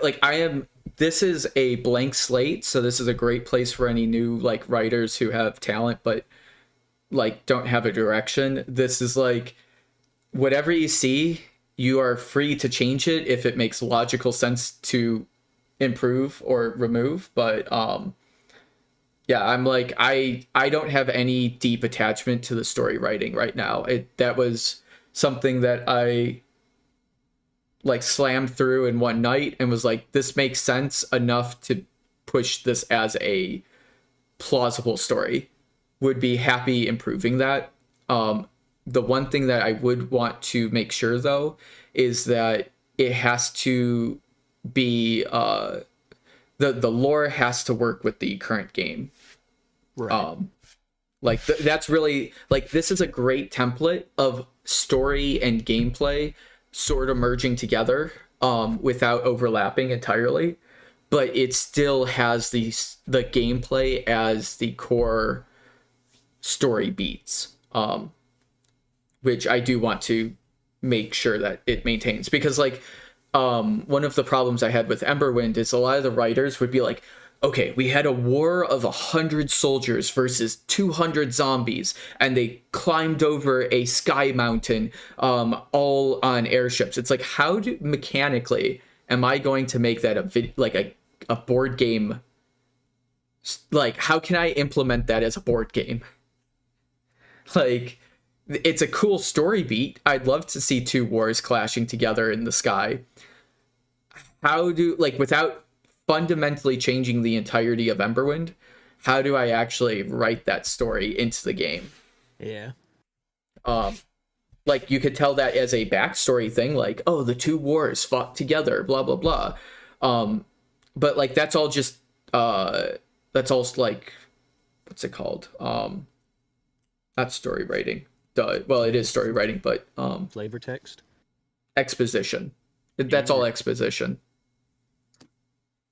Hey, Howdy. we were just talking about you. Yeah. We were talking terrible things about you and how you just left your project untouched. And there's literally cobwebs all over. I'm gonna put a cobweb emoji on your game. Anything but the cobweb emoji. Halloween's already over.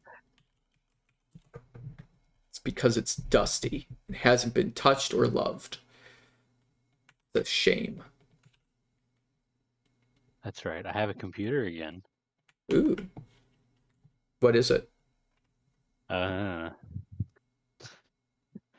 That's my not savvy department. God, you hurt me so. Don't you work with phones? I work with phones. I do not work with computers. Isn't it the same thing? It is really different world of technology. Eh. It's okay, I'll disagree. We have to realize that what's important on a small device It's the differs battery. to the capabilities of a machine with different types of cooling methods and a large space and heat sinks and all that good stuff. You have to cram that into a small device and optimize it so it doesn't overheat, but also still make it like competitive. So what's really cool features to have on a smartphone is baby toys for PC owners.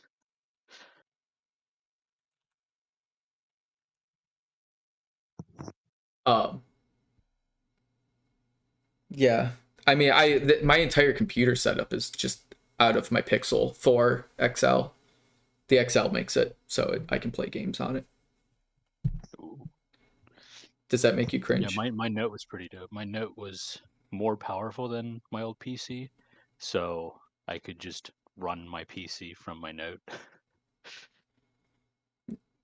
Only problem was is overheating. I could use it for too much because of that.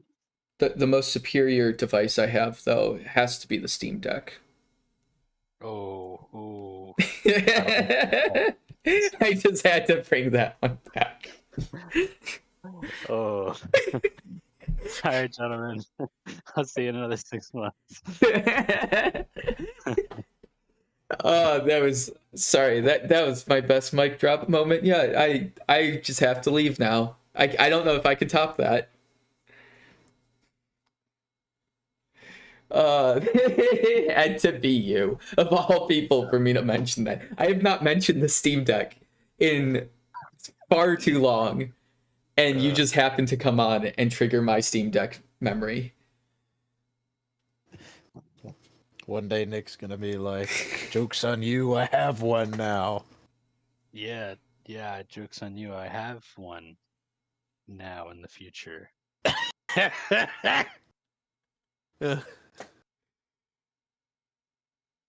I mean, if I'll eventually own one, I can talk like I have one, right? That's how it works. That's how the internet works, at least. You can say whatever you want. Yeah, if you believe in it hard enough, it's true. At least that's what my politicians tell me. I mean, that is the secret. Yeah. Unfortunately, Nick, you caught me at a bad time. I was about to go to sleep. Oh, horrendous.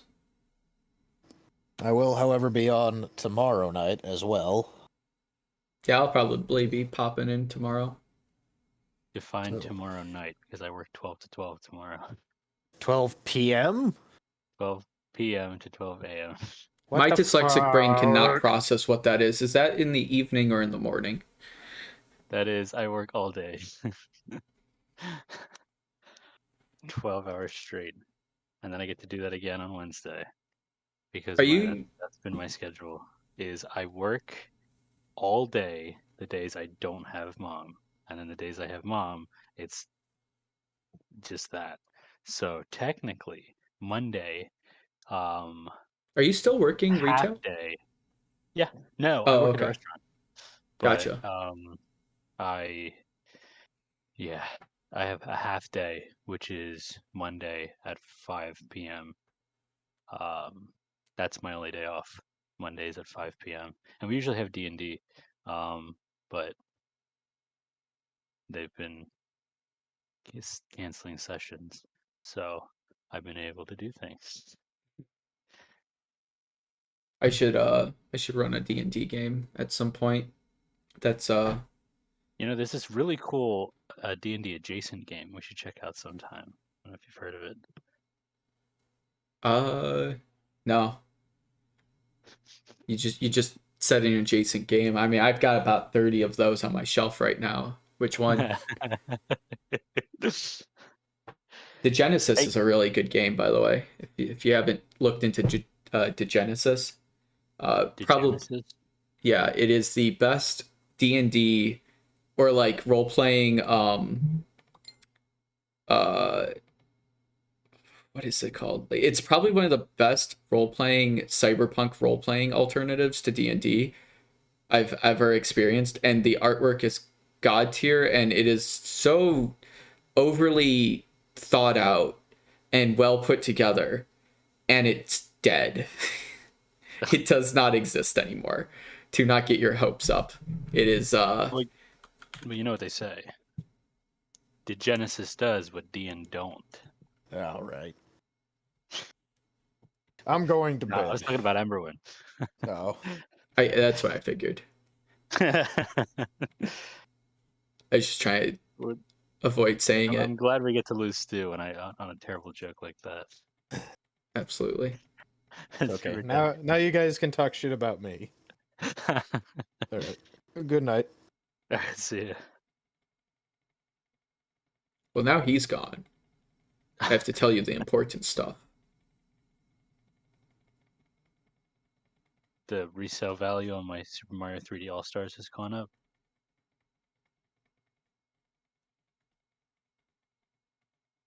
I Hey, get over took here. way too long to What are you process doing? what that meant. He was behaving all day, and now that I'm back home, he's gonna be rowdy and go through shit, aren't you? Calm down. Go to bed. Leave me alone. Wait, that's another thing since being back home, having to deal with the dog all the time. Hmm.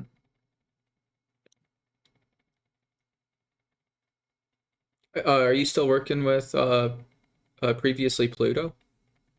Yes. Very Because I know limited you've been doing logistics, some cons with them. but I did one pop-up con back in August. It was like a 2-day thing, and it was literally just James and I. It was just like a two-man con. That one was pretty fun, and I'm going to Unplugged, Hi, we'll see each other there. which is the big one. But I was supposed to be doing some like stuff for them until then, but we just haven't been able to get together to do any of that. Well, I know Like Ken's been literally out, last so week, I things got got really slow.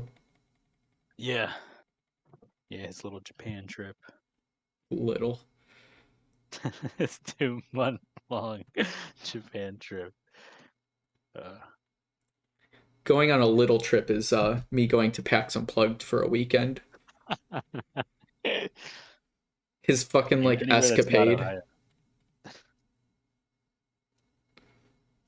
Leave me alone, I told you. Making me talk like Yoda you are. Go play with a toy. Was your walk not good enough? Get off of me. Get off of me. Get off me, you must.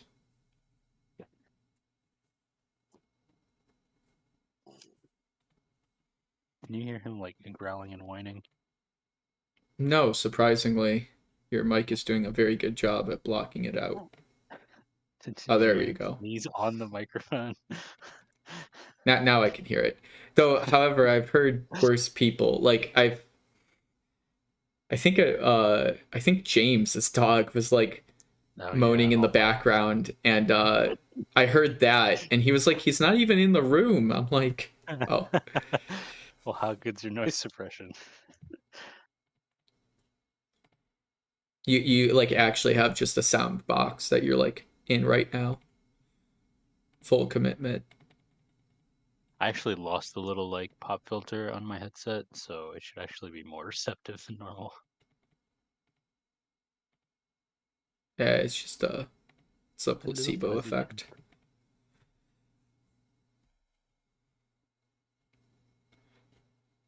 Well, I'd play this game, but I just spent the last like 5 minutes trying to open it, and it just not opening because there's too many unloaded pictures. Like I probably could be clicking here all night and I'll finally load it. Oh, I see you're in Genesis right now. Yeah. The website is gorgeous though. But like the team who made it was like a CGI team, and they just were like, "Oh yeah, we have extra money. We'll throw it into this thing. We'll make our own RPG subsidized by CGI." And it was a really great idea. It was actually a really good game. It was really great artwork. But then they put so much money into it. There's just no way they were going to break even on it. It was like actually the biggest loss ever. Nice. And then nobody actually wanted it. Not because it was bad, but like just I don't know why they could not reach the market. And yeah, it just never actually sold. So it was really depressing. That game should have existed. But I pinged you in it. The world map, at least.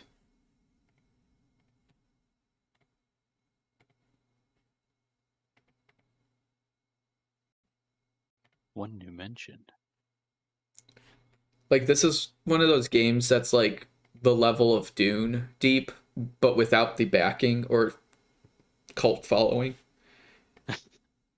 Honestly, I feel like they should have done Dune. If they like could get the license to Dune, they would have done that so well. And I'm not even like a Dune fan. I honestly kind of hate Dune. I have a mixed feelings for it. I don't hate it, but it's just I don't know. It's just too I don't get the appeal. Maybe I wasn't there at the right time kind of thing, but it just seems like people like it way too much. Yeah, I could see that. In their search, by the way, they have downloads, which is books, roadmap, multimedia, maps, wallpapers, awesome shit. Do it yourself. Just awesome shit. That's its own category. Yeah. I thought you were referring to that as awesome shit. Like as no, that is the. You're reading that off verbatim. Yeah. They have a category called awesome shit. What is in here? Harm's Way character, the Genesis cheat sheet. Oh well, now I have to leave. Oh, hello. Well, you know we go from 7 to 9, not 9 to 7. It's okay. Oh, is that what it is? Oh. I didn't know when Nick was going to be getting on, so. That's okay. I thought I was going to be on around 8. Honestly, I just ran into a lot of shit because clearly not awesome shit. Whenever you only have like one time to do anything a week, and then everything happens on that day. Mm-hmm. That's my Mondays. The problem was that I slept in. I was like, I knew I shouldn't have slept in because I had so much shit to get done today. But I was like, I just need to sleep. I just need to sleep. I didn't get out of bed until like almost 1 o'clock. Oh, damn. I was like, I should get a move on because the bank closes at 4 and I have a lot of errands to do. Fortunately, I only had to run one errand for Ma, so then we could just do all my shit today, which is awesome. Those days are the best. Where I just get to chauffeur my mom around for all of my errands instead of the other way around.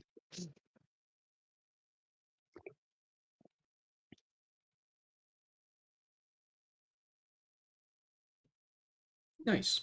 Well, Alex, I did update all the stuff for the cards then too. So Oh, cool. Is that in the spreadsheet? yeah, it's all changed in the spreadsheets. Let me see if I can get that updated real quick.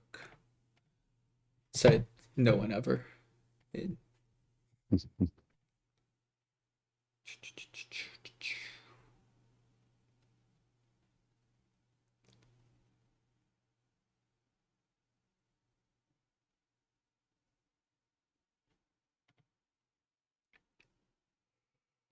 I have one project, like one client project I'm working on, and it's kind of one of those things where I have to have it in the Google Drive, just based on how we're working with it. But it takes up like 6 gigs of my 15 gig limit. Some more tea, Makes me so upset. It's so bad. Why do you hate me? It's all one project. It's huge. And that's like compressed into Google Drive project. Oh, damn. Like, so it's probably like uncompressed, like on your computer, it's probably like a 30 gigabyte like folder of assets. And I'm like, I don't need all of these in the drive, but I kind of do. It's a way to live. It's 11. It's a live and learn. Thank you, baby. You're welcome. Dude. Was there any Oh, changes rocks. to the... I got turned into rocks. Oh. That's This everything. dog keeps crying at the door like he didn't just shit 3 times today. I'm gonna lose my mind. Dude, my dog has been the same way. He has been. I take him out. He's crying. He wants to go out. I take him out. He like sniffs. Does like one squirt. Then just sits there. I'm like, take him back in. Then he cries. He wants to go out. And I do like 3 times today. I'm like, No, it really is the worst when you take them out. They just piss like a little bit, and then yeah. you take them back in, and they're crying at the door again. And I'm like, Mhm. if you had to go, Yeah. why didn't you go? You were out Mhm. there. You chose to not fully piss. Now you Mhm. This is your own shortcoming. The problem is I'm really bad at like disciplining him because I'll sit there and I'll be like, no, you can't go. You missed your opportunity. And he's just crying and crying and crying. And I'm like, ugh, he doesn't. And you just don't know. want to. And you just Dog. deal with it. You're like, ah, yeah. I can't punish him because he doesn't know why he's being punished. Mhm. And then he just shits on the ground piss. too, and you're like, Fortunately, he hasn't done that yet. At least not while I'm home. I have come home a couple times where I worked a long shift, and he's had a shameful thing. And I can't blame him. I haven't been home for like 12 hours. If he doesn't, Yeah, he's like, I don't have thumbs, so bruh. dude, but I he don't is have smart thumbs. enough to know. Oh, I don't know if it's smart enough or not, but usually he'll open He's the trained basement enough. door and go down into the basement and shit on like the concrete that's easy to clean up. Oh, that's nice. Which is That's awesome. nice. I think it's because Yeah. he's trying to hide his shame, like so that I don't see that he's shit in the house. But I'm glad because if he pisses or shits down there, it is really easy to clean, and I don't mind the smell because it's in the basement. I just spray and it's fine. The few times he shit upstairs have been terrible because it sits there for God knows how long until I get home. Oh, yeah. And I have to spray and wipe everything down. It's like, ugh. But I know he doesn't have to go, and if he does have to go, I know he can hold it. So Mhm.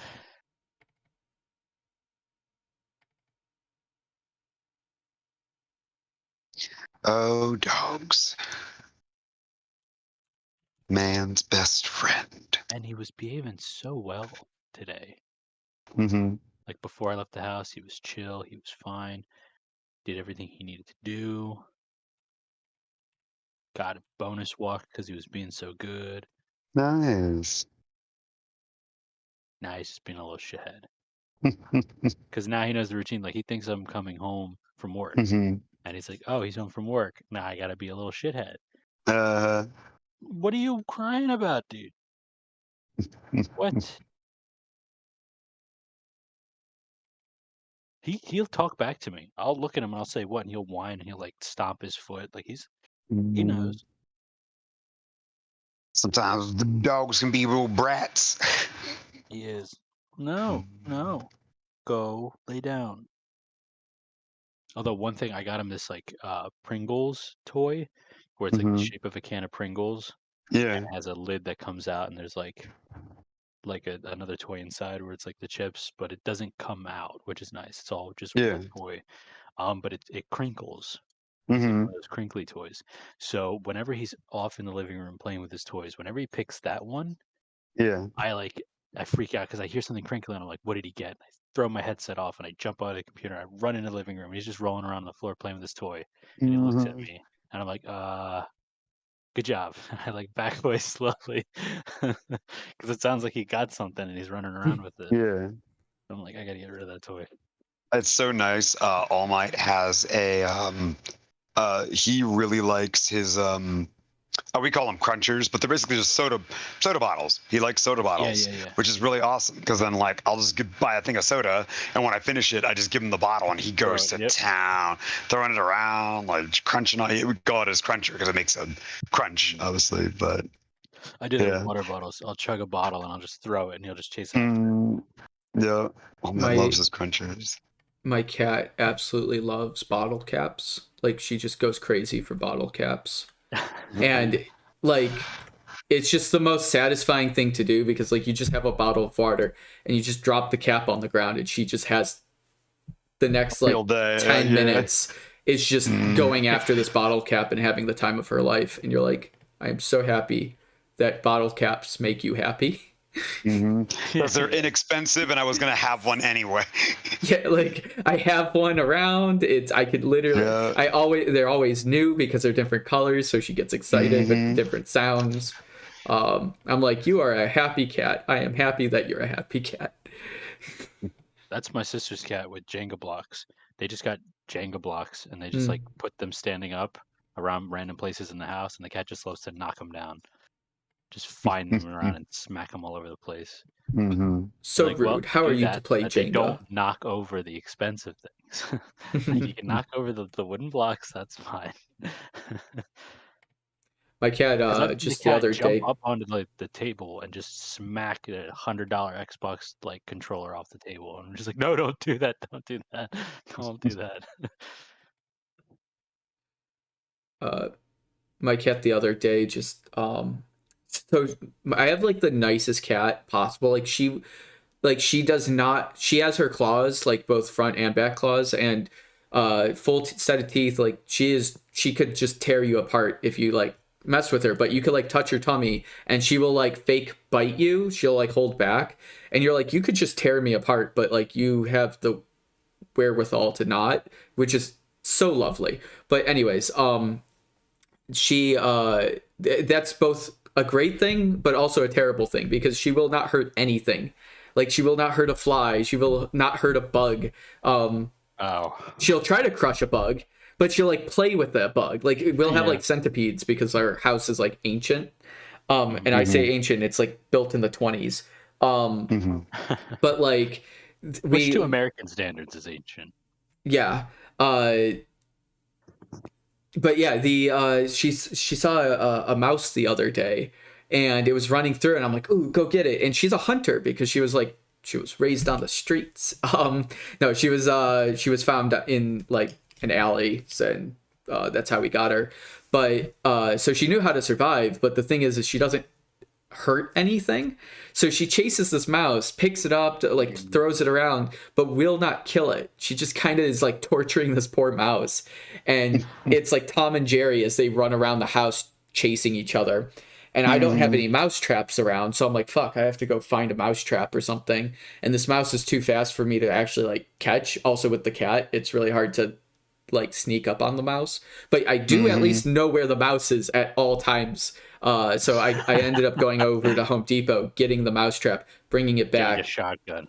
And it's getting a shotgun and escalating the whole situation by shooting it. No, it was a no-kill trap. Because I was like, if the mouse can survive the cat, then it deserves to live. And this actually happened on Halloween. So I ended up getting this mouse. It ran into the trap because it was safer than being out of the trap. And so it was the easiest catch ever. And then I was like, shit, now what do I do? So I walked over to the park during Halloween. So all these kids are in costumes and I have a bag with a mouse in it. And this kid comes up to me. He's like, are you trick or treating? And I'm like, I have tricks. And I had to hold everything against me to pick up this mouse and throw it on him. But I was like, I have to be a good adult. I am an adult now. I can't. Poor choice of words. Yeah. Trick or treat, poor choice of words. I have the trick, and you're going to be my treat.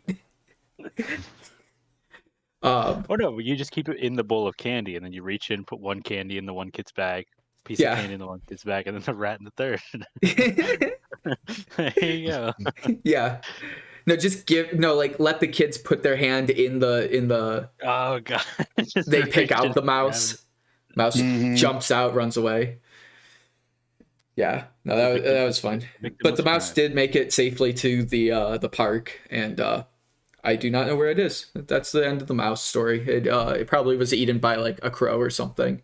Or a smarter cat. Yeah. Or a more deadly cat. My cat's actually she's actually pretty smart. She knows how to get what she wants. She's just super gentle, overly gentle. Pacifist cat. Yeah. Which I am okay with. She can be the gentle cat. I am totally fine with being able to touch her tummy and not be destroyed. Because the last cat I had was absolutely like that. Like you looked at this cat wrong and it would be like, fuck off. You're like, what did I do wrong? You got a cat. That's like you. No. The worst part is now I'm like spoiled. No. Like you're the pet. I'll never be able to have a cat like this again, and it'll suck because I will always chase this cat for the rest of my life, and I will never have the same like cute little cat. We only have 24. Yeah, that actually adds up, right? Yeah, that does. Okay.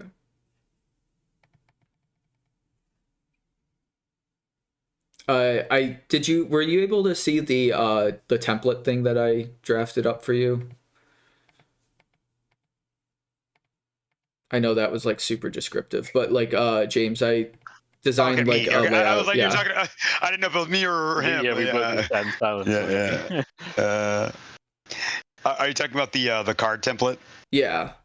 Yeah, that's all. Yep. Yeah, the whole breakdown and everything of. Mm-hmm. I don't know if that's what you were looking for specifically. Yeah, no, that's exactly what I was. Yep, that's exactly what I was looking for. So, yep. Yeah. I'm gonna bring that up to the team and show them and stuff like that. So, on Wednesday. It's not like a one all works all, but it's a good at least starting point. It's a good starting place. Yep. Yeah, absolutely. And for your artist, at least they know where to work inside the lines, kind of thing, like where the bleed is and what's going to be cut off. Artwork needs to be in the bleed area, but it will get removed. So it's like one of those things, like if you have a texture, just put that in that area.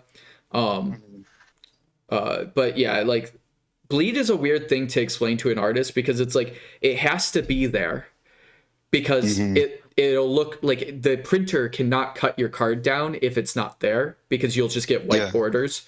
But if you don't, but it also is something that's not going to ever be seen. Like it will be cut away, and if you have even a bad printer, it will get a cutaway. But like a good or a bad printer, it doesn't matter. It just, the thing is it will get cut away, but it has to be there, and it has to be detail or some form of detail, because that's what gets, like, it's the error room essentially for the edge of the card. And if it's not there, you will have lines and it'll look stupid. But yeah, I think I just rendered all of the cards with the updated text. I'm just double checking to make sure the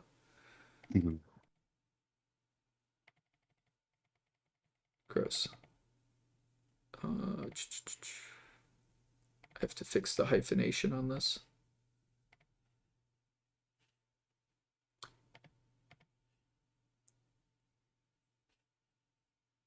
So James, it's been a really long time since we've talked. Yeah, it's been a bit. It's been a bit. how you doing? Yeah. I am doing. I had a bit of depression today, so I kind of stayed in and did stuff. My dog. I understand. That's a very valid feeling to have in this climate, or in general.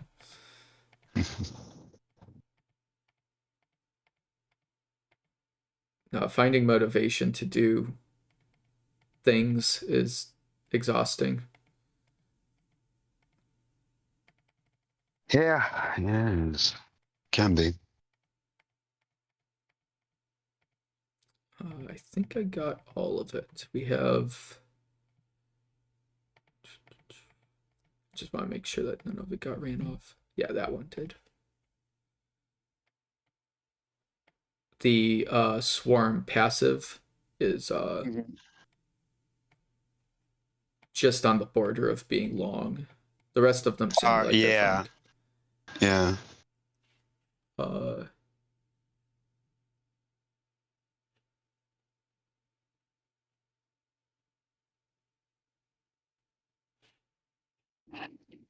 Yeah, taunt, war drums, passive. Or no, not that one. Swarm, so the passive. War drums I know was a little bit long too, but no, I did feel like fair. I had to like, I had to feel like I had to, one of those ones like you kind of have to, I had to reword a little bit to make sure that it made sense within all the new context and stuff. So Crash is like the one that, like, if you need a example of how long text should be, Crash is actually a really good representation of the longer form text. Swarm goes Swarm is still acceptable, but it's on the longer end.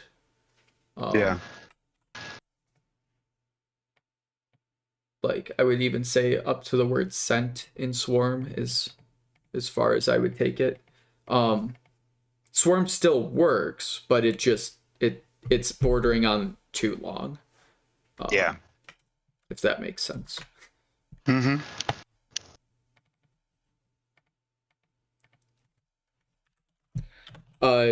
Nick, remember when we were trying to automate your card process? I have cracked the code. I've figured it out since, and I now know how to, like, automate card building. So what do you mean?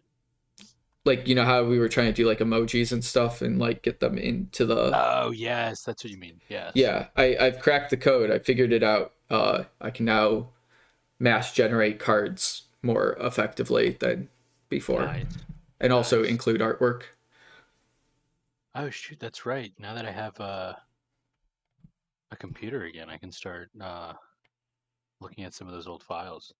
Yeah. It's been a while. I did 2 illustrations for it and then you just disappeared. Yeah, that's what happens. Just left me in the dust. Sad. Technically, I righted you in the dust, but to each their own. I feel like... I don't know how I feel about that. I feel like I don't know. How do I You feel? righted me in the dust. Well, from your perspective, it was the left, but since I was on the other side, from my perspective, it was on the right. I'm dyslexic. I don't know which way. It's always the right way. I never go the wrong way. Always the right way.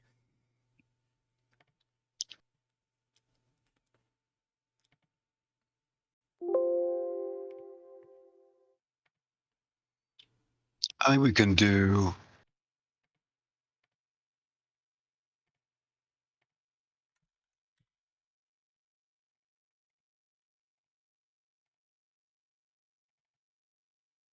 I think we can reword that.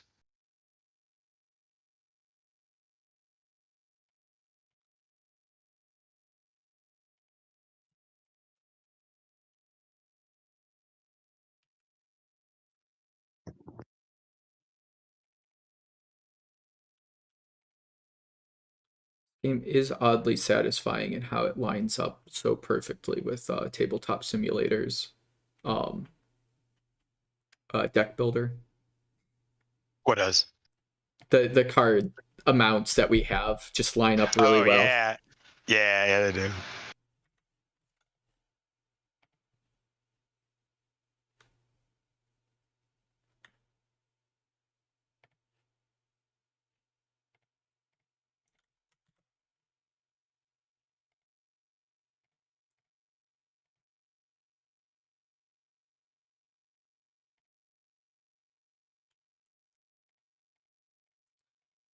I had someone today ask me to fix their computer, and they were like, "My computer blue screened." I was like, "That could be a lot of things. What were you doing?" Mm-hmm. And they were like, "Nothing," and I was like, "Dubious." It's always nothing. Yeah. Yeah, because clearly it was nothing that broke your computer. They don't tend to do that, as far as I'm aware, in my experience. You should have told them. Oh, then you should probably sue the company because if the computer broke, Well, then it should be under warranty. yeah, right. The awkward part is I built the computer, so. Oh, even worse. You should go see the company about that. It's like, aren't you the company? You could be like, bruh, man, whoever built your computer sucks. Yeah. But, Yeah. dude, you built my computer. Oh, yeah. That Right. idiot. Here's the problem. You're holding the computer upside down. You know what? The thing is I've built enough computers for people where they were like, Alex, like a year later, and I've had more than one person do this to me. Like a year later, they're like, hey, Alex, I wanted to get a gaming computer, and I haven't really said anything, but this gaming computer kind of sucks. Like, it doesn't run anything at high frame rates. It just, like, it runs games kind of fine, but, like, it just sucks. I'm like, what do you mean? You have, like, a 2080 Ti in there. Like, it should be running games perfectly. And they're like, yeah, like, that's what I thought. At first, I thought it was just, like, my computer, just, like, that's just what games do nowadays. But then, like, I saw someone else saying how good their computer is, and they have the similar hardware. And I was like, yeah, your game should be running, like, destroying games right now. And they're like, and so I'm asking them all these questions, and then I, like, finally go over and, like, take a look at the computer, and they have the fucking HDMI port plugged into the motherboard and not the graphics card. And I'm like, I can't help you. I can't fix this problem. I can just only... I can't. Right. Sir, I can't fix stupid. Yeah. That's not a. This is a picnic error. Know-how. This is a problem in chair, not in computer. As much as I'd like to help you here, I can't help you. I can help the computer, but I can't help you. I can help the computer. In fact, we'll hook you up with a lesser computer. Here you go. We'll get this one a new home. Yeah, right. Like, yeah. I'll get you a Steam Deck. All right. 2 in one day. Sam, that's good. I'd like to think that somewhere in Valve, they're just like their stock goes up every time you mention it. They're just like, what is going on? It's like a little blip. 5 sales, not even related to anything I've done. Just mentioning it.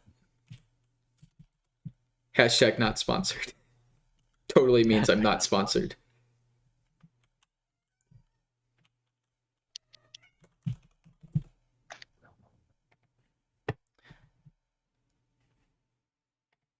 Let's see if this works.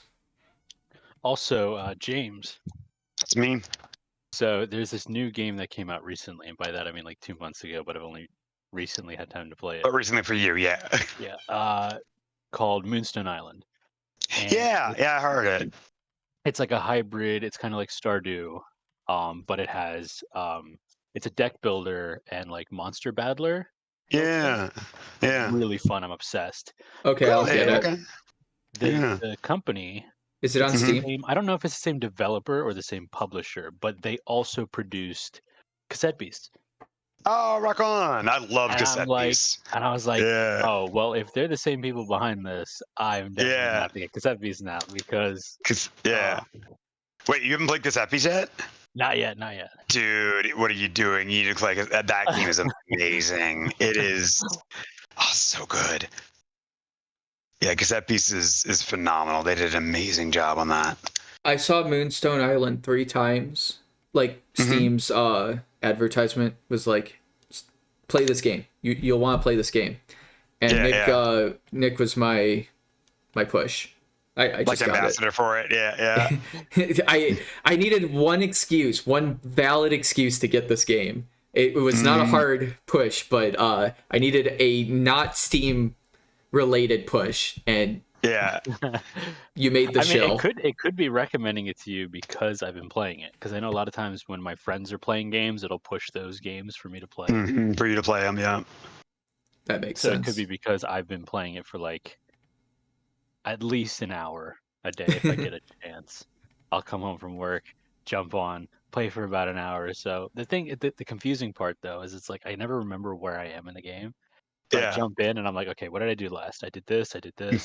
What was I going to do? I think I was going to do this. Okay, let's do that. And I was like, oh, I'll write it down every time when I end the game before I go to bed, so I know what I'm doing the next day. And then I'm like falling asleep at my desk, and I'm like, all right, now's a good place to save. And then I save and put my computer to sleep, and I just go to bed. You're making this too easy for me. I could totally do another Steam Deck reference. Oh. Yeah, just take it upstairs with you and play it in bed. No, well, the Steam Deck, it goes to sleep mode, so you just turn it off and it saves wherever you were last. Like, I don't even use the save features of games anymore. I just turn off the Steam Deck and turn off the Steam Deck, it saves it automatically. That's so cool. That's probably one of the best features of it, by the way. Like the fact that I could just walk away mid-game. It could be like a full AAA game boss battle, turn it off mid-boss battle and be like, I'll deal with that later. But yeah, it's really dope. I'm really bad at it though, for 2 reasons. One, I'm terrible at Stardew because of the like day management. It's like you have to be home before 2 o'clock or you pass out and you lose a bunch of shit. Managing all the different relationships with other people, figuring out all the different events, and trying to make money. Because when I play Stardew, I play 5 crops I was given for free, and I spend the entire game in the mines. I only talk to you if you're on my way in between trash cans to the mine. I respect Stardew Valley so much. It is incredibly well designed, so much rich depth, and I can't actually honor it because it's so overwhelming. Every time I turn on the game, I'm like, where do I go? Like, what do I do? And I do something, and I'm like, this unlocked an entire 40 hours of content I could now invest in. And I'm like, but now I have to take care of my field, and that's another whole section of the game. I'm like, there's too much to do. The troubling part for me is that my one friend, one of my best friends, he's like obsessed with it, and he'll revisit it all the time and like complete the whole game and do the Easter eggs and do the whole like missions, and he'll like Yeah. speed run the game. Like he knows Yeah, it yeah. in the back of his hand, to the point where he'll do randomizers of the game. Hmm. And I'm like, how do you randomize it? And he's like, well, you get different drops from different chests, different items that characters give you. It randomizes all of it. The recipes and quests and stuff you get will change. Yeah. And I'm like, that means nothing to me because I don't know what any of those are normally in the game. It is already random. But like, I'll play online with like him and his friend. Like, and Yeah. I'll join their server and we'll play, and they're just going crazy, making thousands of dollars, Really? and busting through crops and talking to different people and getting objectives completed. And I was like, I woke up, I dug through the trash, I went to the mines, You and know, I go made dug the- no money. And it's like intimidating playing with people who are good at that game because I just feel like I don't know what I'm doing at all. That is. I've never played Stardew Valley. One of the few games I never. It's Never just got like a into. better Harvest Moon, but Yeah, it's not yeah. intimidating. It's one that like I recommend you try to play. One that I actually was able to get through is actually the Graveyard Keeper. It's like a light version of Stardew Valley that is very straightforward. You just take care of the graveyard, but it's a wacky story that takes you through a bunch of weird stuff. You have to reanimate zombies. I thought there was. I've seen that. Yeah, I I've seen thought it that was one. going to be like a stressful game where like you have to fight zombies. You never fight zombies, or at least I'm not aware of fighting zombies. Yeah. You become a necromancer essentially, and it's Oh, great that's awesome. because I was like, there is no stress in this game. There's the and farming. huh? I'm looking at it right now. Oh, and it's Oh, got yeah. the same shitty fishing style. That's what I hated about Stardew. The fishing in that game was awful. And it has the same Oh. fishing mini game. It has the same fishing mini game. Ugh. I like that fishing mini game. Oh, the dungeons look pretty cool. It's a cute game. I liked it. Yeah. I think whatchamacallit, I think Graveyard Keeper is a game really relevant good. to you? Similar games you played: Stardew Valley, Moonstone Island. Well, there you go. Yeah, no, that was Sorry, this dog is a driving me good crazy. play. I will be right back. And if he doesn't go to the bathroom, he's going upstairs. I'll be back in like 5. Oh, dude, when you sent me the message about Inscription, it made me laugh because like I was on an Inscription binge last month, like all the month of October. Because I guess it was on sale and I had seen a review about it and I was like, I love card games. I want to play this. And then it became so much more and I was like, what? This game is so meta. That game is probably one of the best examples of like video game card game. And what I mean is like Hearthstone is a good video game that has a card game in it, but this is like a good story, like a good game that merged gameplay and story and didn't have them entirely separate. Because Hearthstone you technically could play on a table if you wanted to, like there's no real, but you could not, like Inscription, the lore, the allure of the game is the fact that like the literal way that you experience the game. Like you could play that game on a table, but it's not the same as experiencing the game. Like you can't even experience it as like a movie. Like some games are like, oh, it's just story, and I could literally just watch a playthrough and have like no commentary and be like, oh yeah, I got the entire game. But this game is like, you have to play it to understand why it's so good. Yep. And it's a great example. I'm keeping that in the record books as a pinnacle example of good game design, mixing story and game together in a really effective manner. I was so excited that this game existed. So Inscription is a go-to for card games. I'm like, if you want to make a video game, and it's even just a great example of a video game being able to both teach you involve you and then also keep your attention in pinnacle points, because a lot of video games will get lost in the gameplay loop and you start losing the interest after a while, and you're like, well, I kind of got the gist, I'll just stop playing. But this game was like, oh, you thought you were having a good time? Here, I'm gonna break you. I love that game also rewards like gamers. Like if you're a legit gamer, you're like, okay, I'm here to play this game to its full. I want to try to beat it, see everything it has to offer. And it's like, and the game just goes, all right, okay, sure. Yeah. You want to see what all I have to offer? Let's go. Let's do this, big boy. Yeah.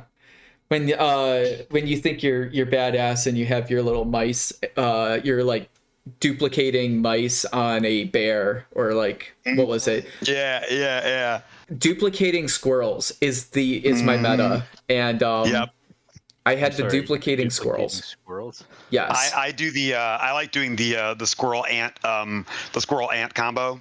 So if you get the head of the squirrel, but you get the ant body, or you get the ant attribute, you can, anytime you drop a squirrel down, it'll create a free ant, and ants only cost 1 blood, so you just eat the squirrel, and then every ant, inscription, okay, and then every ant you make buffs the power of other ants. So you just keep pouring on more ants, and it's just like, oh yeah, I'm gonna run through you with a bunch of 4 fours. But the thing is the ants are limited in the sense that you can only have so many on the field. The thing with the squirrels is, once you get the squirrel combo, where you can literally, you sacrifice a squirrel to get a squirrel to come back into your like inventory. You literally can summon as much as you want, and then combo that with a goat. So you have a squirrel that's worth 3 that can come back, and you have the most essential tool to winning that game. And then after that, you just max out on like Yetis or whatever the Bigfoot monster dude is, like the 8/8. I had a buffed up. I think it was like a 10 health, 10 damage. Recovering, like it would go, like if it died, it came back to my hand. Comes back.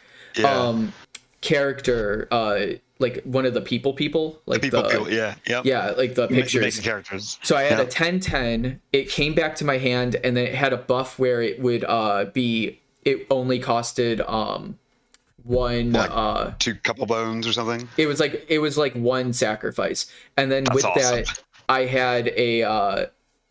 had the recurring squirrel. And so with that, I was able to sacrifice one of the reoccurring squirrels to give it the reoccurring ability, so it would just come back on the field, or the duplicating ability. So I had like a full row of 5 10 damage dudes all on the field, and they had like flying protection. And I was like, this is the most broken thing that I could make in this game. Very fun. Well, did you break the third game?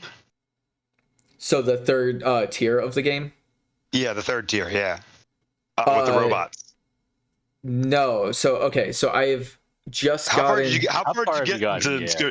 Yeah. Before we say anything. Because there's different levels to it's like... I realized that this game has a lot more to it than I initially thought. Because I got to the second phase, the part where you're like in a pixel game. The little like the pixel world. Yep. Yeah. Okay. I kind of hate that part. Okay. But I know that now I see what they're doing. I'm like, oh shit, there's gonna be a lot more to this. There's more. Yep. Yeah, there's 3 phases that I've learned, and I'm like, I actually have to get through the 3rd phase. I've played the unlimited mode. Okay. The like Casey where, mod? Yeah. So you can just keep one going. I haven't played yet. Since it's been released, I've been wanting to come back to Inscription. But it was on my buddy's account was how I played it. And since getting a new computer, I've been too lazy and cheap to just buy it and play it. But also because I wanted to play it with him, because last time we like streamed it and played it together. And I will say that the first phase of the game, the Leshy's like domain, Yeah, the Leshy, is yeah. still my favorite. It's Mhm. so good. Post Yeah. domain is really good and it was fun, but it was really short.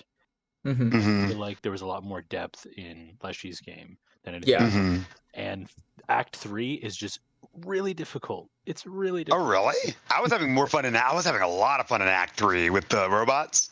Well, The because tech you the also tech have to world, right? choose your deck. You have to pick your. Well, the robots was the second phase. That's post. No, no. Wait, are you talking about because the first phase is Leshy, second phase is the robot. Yes, that's post. No, sorry, I'm talking about the robot world, like the robot where you That's actually fight pixel against the play. robot. Not the pixel place. I'm talking about the where it's all like tech stuff. You're in the tech dungeon. It's like Leshy's domain, but it's with the robot now. Yes, so that's Act 2. Yeah. I'm talking Okay. about Act 3. Well, what? Wait, I thought Act 2 was the pixel art. No, Isn't that? no. I mean, I because just it goes- assumed that was the Act 2 because go the first act is because- Leshy, second act is the pixel, and then the third act is the robot stuff. Did I get him backwards? Alex, can you Yeah. put on your little earmuffs for a second? I want to say some spoilers. Oh, for you okay. guys. I'll zip out. Okay.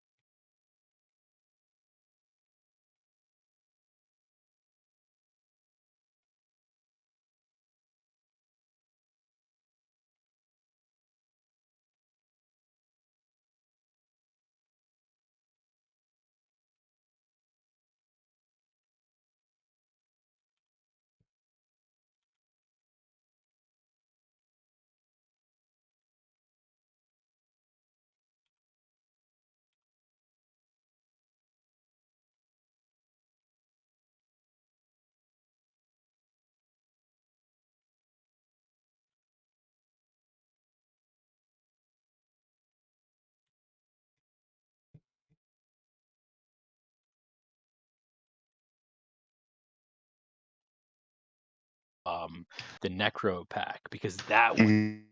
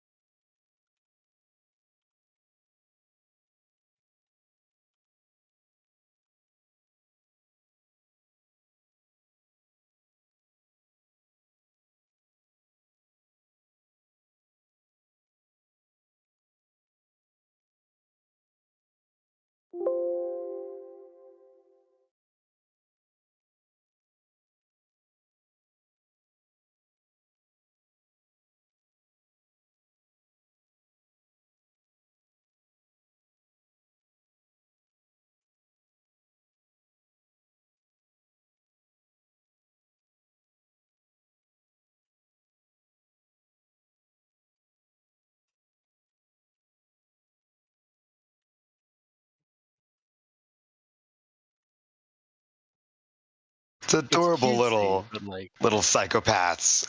right. Sacrifice. hmm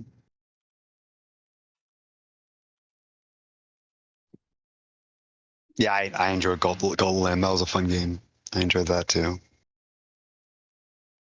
Which game? Cult of the Oh, Lamb. man. Oh yeah, that was really fun. That's a really great, well-designed game too. I will say though, their booth at PAX East was really Ooh. sad. Like no, Oh, okay. really? The booth was What do you mean? epic. Let me Yeah. get corrected.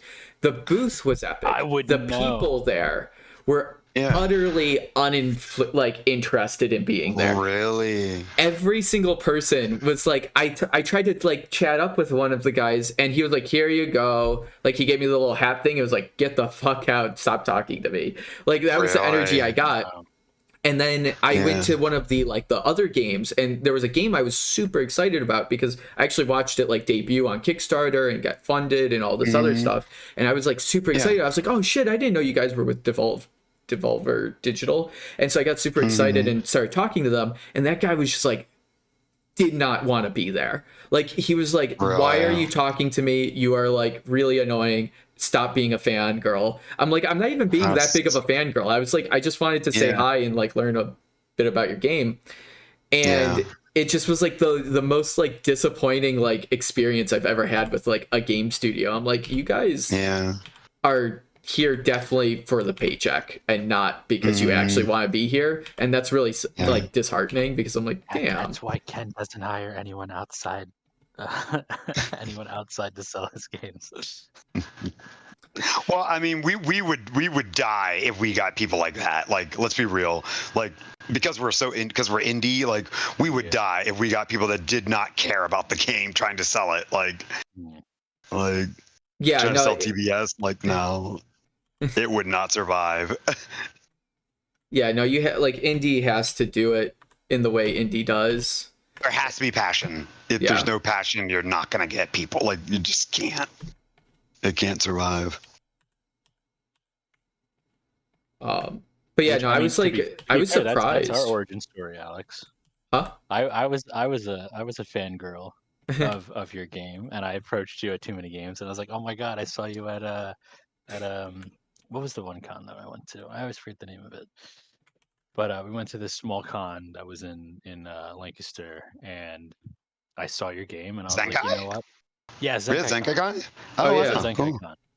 And I was like, oh, card game, and I was like, I was with Corey at the time, and I was like, hold on, I was like, it's card games, and she's like, I get it. You get your 5 minutes, go.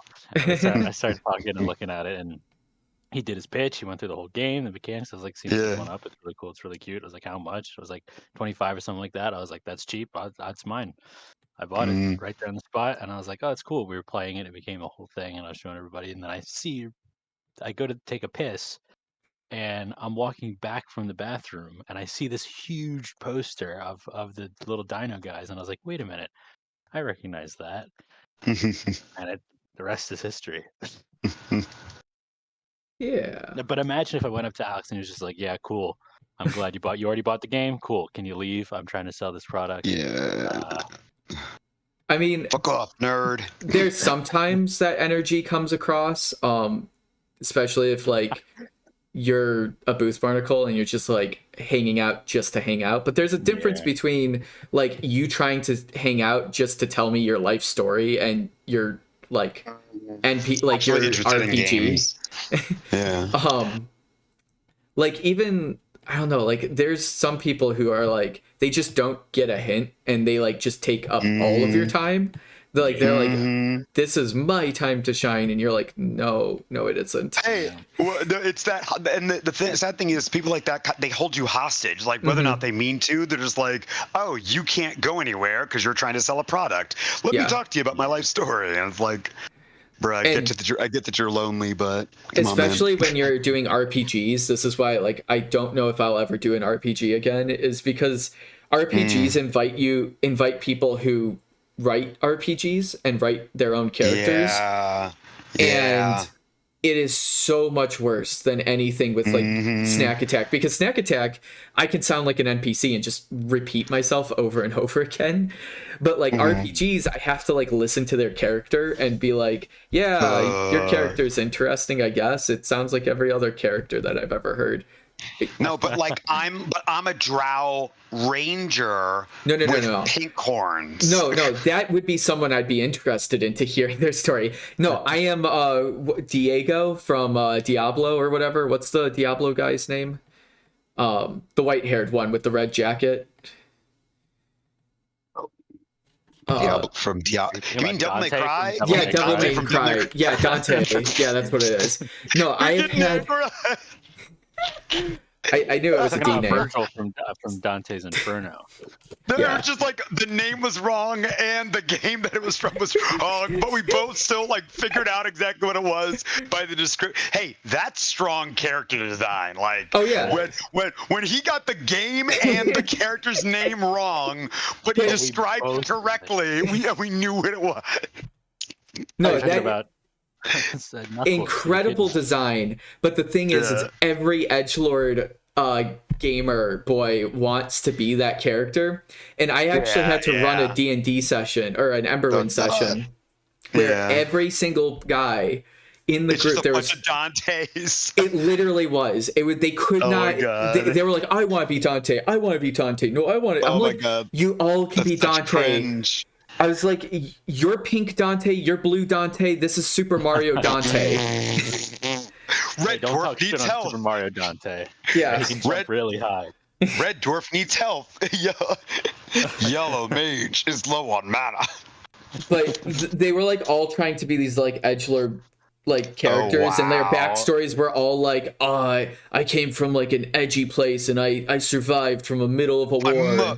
My mother was an angel, my father was a demon. Yeah, now you're getting it. Yeah, you know, it's like Dante. Yeah. I'm just like, you guys don't have any originality in your bones to save your life. Also inexplicably, I'm a Super Saiyan too. Yes. Yeah, they all can evolve into Super Saiyans, and they have Mudkips as pets. No, that Mudkip's too. Charizard. There we go. No, Charizard. Yeah, that's edgelord. It's pretty edge. But it's a shiny Charizard, so it's black. Yeah. Black, you know. Mega evolved shiny Charizard. There we go. It depends on which Mega Evolution, because if you pick Y, Mega Charizard Y is like orange shiny. It's orange shiny. Yeah, I picked Y, and I wanted my black Charizard, and I didn't get a black Charizard.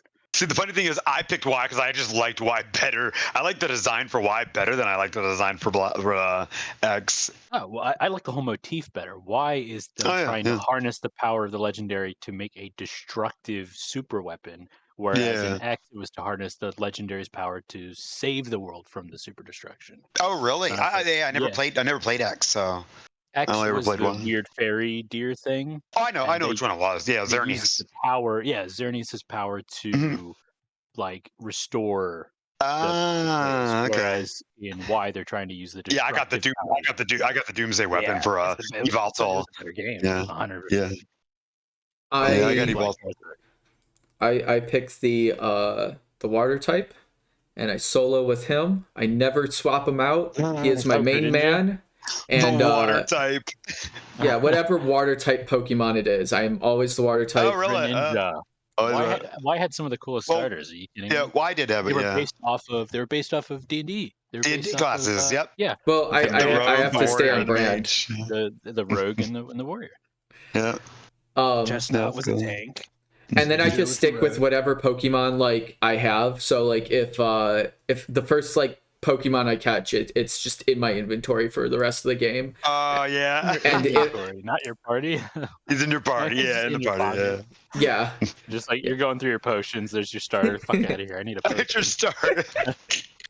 Can I sell this guy? Can I sell this? I'll trade you for that fishing rod. Dude, I know I sound like a freaking like Eats hipster, but like When the game for initial Pokemon came out, I picked Pikachu because I loved Raichu. Like I evolved the second I got a Thunderstone, I evolved my Pikachu, because I freaking thought Raichu was the coolest looking thing ever. By the way, very relevant Most question. forgotten. Yeah. Very relevant question. What is the Pokemon that is a chest with a little man inside?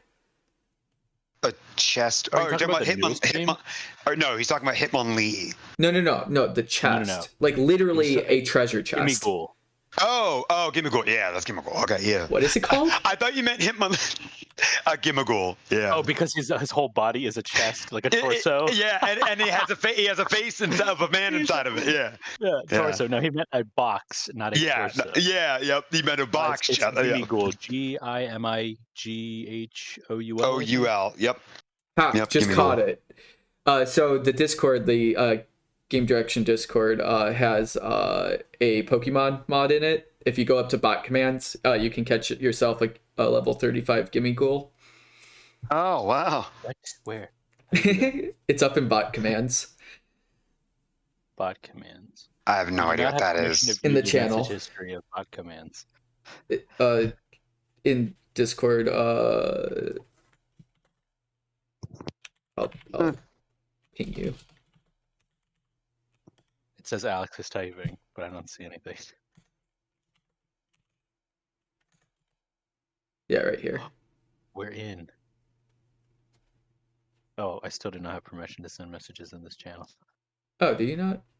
Weird. Here, let me fix that. You should be able to. Yeah, there we go. Is it because I've been AFK for so long I got demoted? Probably.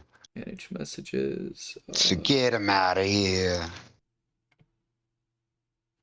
Oh, I'm not even a designer. I'm a developer. Ooh. One of the OGs. I'm actually surprised you don't have access then.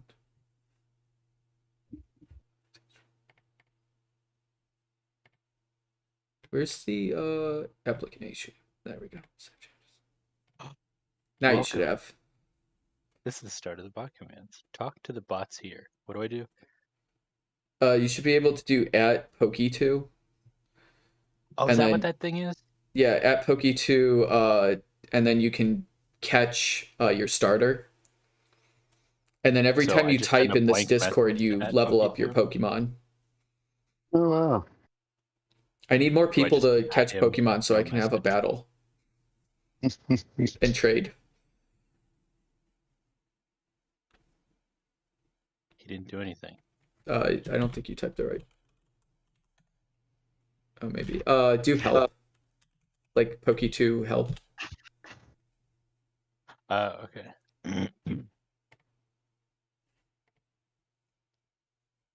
Bot for basic bot operation. Pick. What starters do they have? Any starter that you want. All of them. Oh, damn. Yeah. You just get to pick whichever one you want. This interaction failed. I'm so bad at this. You have failed in this interaction, Nick.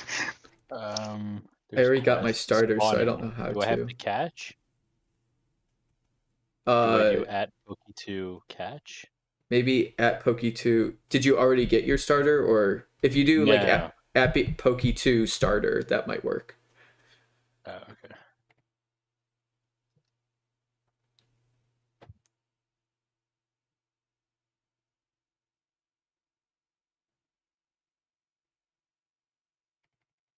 Nah, I don't think I'm doing it right. I'm illiterate when it comes to there's @Poke2 pick. Maybe that's it. Or start. These ones are the commands you probably are looking for.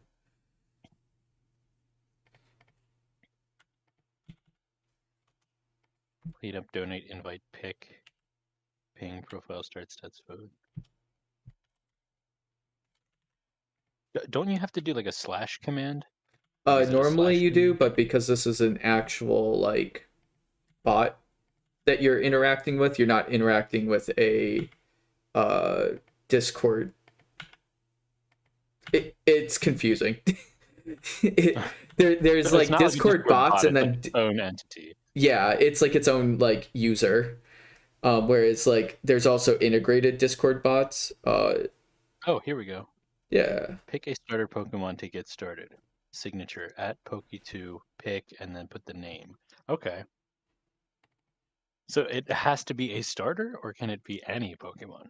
I think it has to be a starter. Give me a But it can fucking be any Mew. starter. Mew is my starter, dude. Go for it. See if that works. Pick Arceus because You mean God. Arceus? Arceus. Well, it has to be pronounced Arceus because in The Legends Ark of the Covenant. No, Yeah. well, yes, but because in Legends Arceus, the phone they give you is an Arc phone, and if it was Arceus, it'd be an Ah. Arse phone, and that's ass. well, you know what? When I was Well, 5, how good is the and phone? I Dude, the caught phone is ours.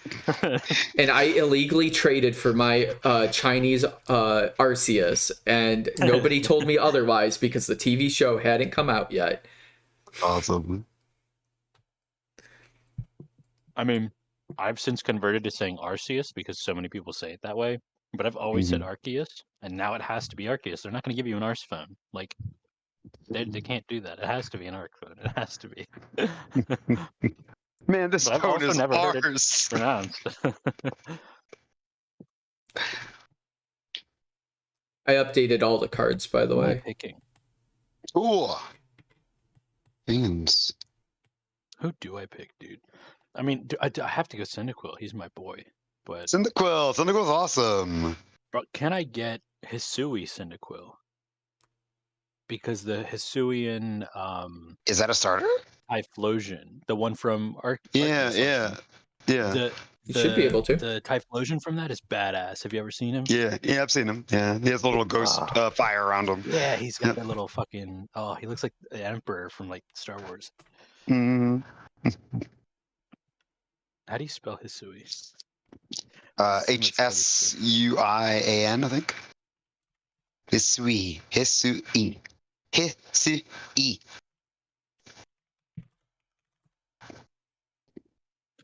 All right, let me try Hsuian. I'm just messaging Stu. He's probably like, what? I thought he went to bed. No, I just added him instead of Poke2. Oh. Cyndaquil.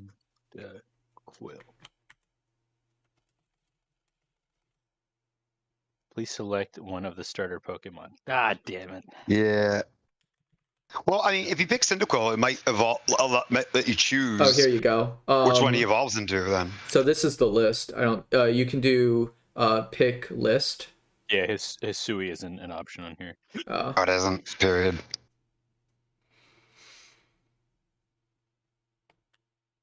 Generation 9 is that? I forgot about the newest one. I keep forgetting about Paldea. Mm-hmm. I have not kept up with the Pokemon game since like Pearl. Grookey's pretty badass. He evolves into a monkey with a giant like drum set, and he just like bangs. Oh, I think I did play that generation. It was like Sword and Shield. Yeah, Sword and Shield. yeah, Sword and Shield. I think was the last one I was actually involved in because I did a convention Pokemon gym battles where I would we had 8 people who would hide in the convention, and you would have your DS and you would battle us, and if you beat us, you got a little gym token. I have a ton of them still. That's cool. Yeah. Yeah, that's cool. No, it was a really big hit for a while there.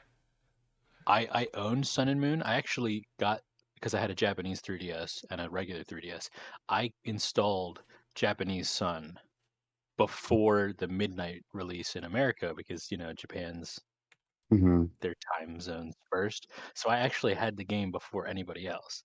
I was bragging about it because you can set the language to English even in the Japanese version. But then ended up playing it the least.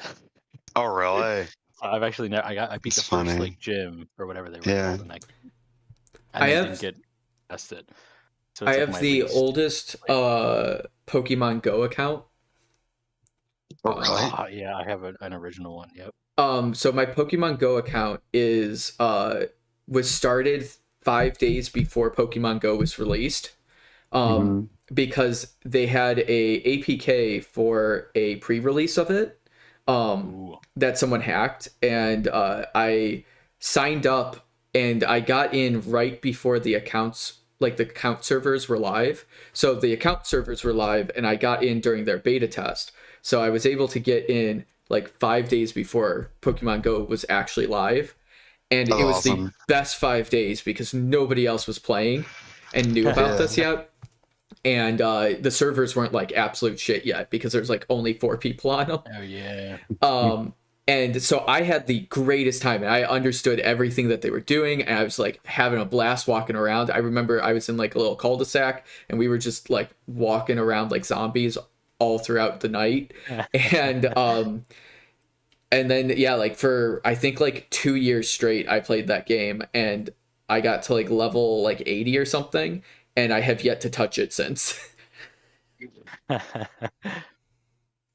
It's hilarious. It's a great game. Like that was like a great idea until they microtransaction the fuck out of it. Oh yeah. Ten Back when you could cent. get incubators from Pokestops and you have to buy them, that's when it was fun. That's that Once you stopped 10 getting cent. incubators. Yeah. Well, it's what bugs me is like I'll still pop on every now and then and like check up on things, especially when other people who are playing it like bring it up and I'm like, oh, let me check Mm. on it. But what's disappointing is like it took them 2 years to implement like battling and Yeah. even like improve upon trading. But the biggest sin of all is that it costs like Stardust to trade. And if Hmm. you're trading with a stranger, it's Yeah. like extremely expensive. And you get a best Mhm. friends discount if you're with someone you played with. To become best friends, if you're playing every day, it still takes like 10 months Yeah. if you're playing Yep. every day. Which means if somebody has a legendary, which is expensive to trade, you almost can't afford to trade until you're best friends because it's 300,000 Stardust to trade a legendary. So one of the Isn't great the things whole point of about Pokemon? Isn't the whole point of Pokemon to meet trade. strangers and Yeah, trade and trade. battle Yeah. with That strangers? is And you literally can't- why the game was made. That's and you literally why can't the do that. franchise was born. So it's frustrating Yeah. because like I'll be like, oh, I still don't have a Suicune game, which is my favorite legendary.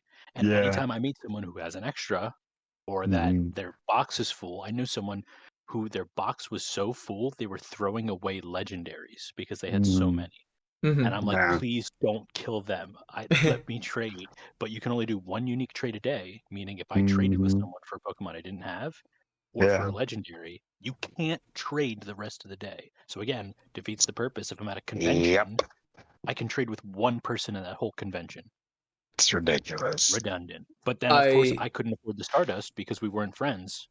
And so they just threw it away right in front of me. And so since then I've always hated Cool. Pokemon Go. because I've had the game for so long and I grinded early Pokemon Go generation before they added everything, I got like I had so much Stardust that they didn't have a reason for it yet other than like to evolve your Pokemon. So I gathered like I think it was like 30 million Stardust, and I logged back in and it was like, oh, Stardust is actually a rare like commodity now, because before I was like, oh, it's just Stardust, you just throw this shit away. Yeah. But now it's like so hard to get and it's used for everything, and I'm like, fuck, I have so much of it. But the biggest issue with it now is that it takes up so much goddamn space. It's like 10 gigs. Yeah. It's pretty. Yeah. Yeah, it's expensive. It always needs an update every time I play it. Because Yeah, I play it and so that's another frequently. thing too. I'm like, every time I try to go and like just casually play it, I'm like, oh, I have to do this update, and I'm like there for 5 minutes. And I'm like, well, I've lost all interest in this. Yes, the amount of time I want to play the game is how long it takes to update, and once it's updated, I've left the area and I don't want to play. Yeah, It's so frustrating.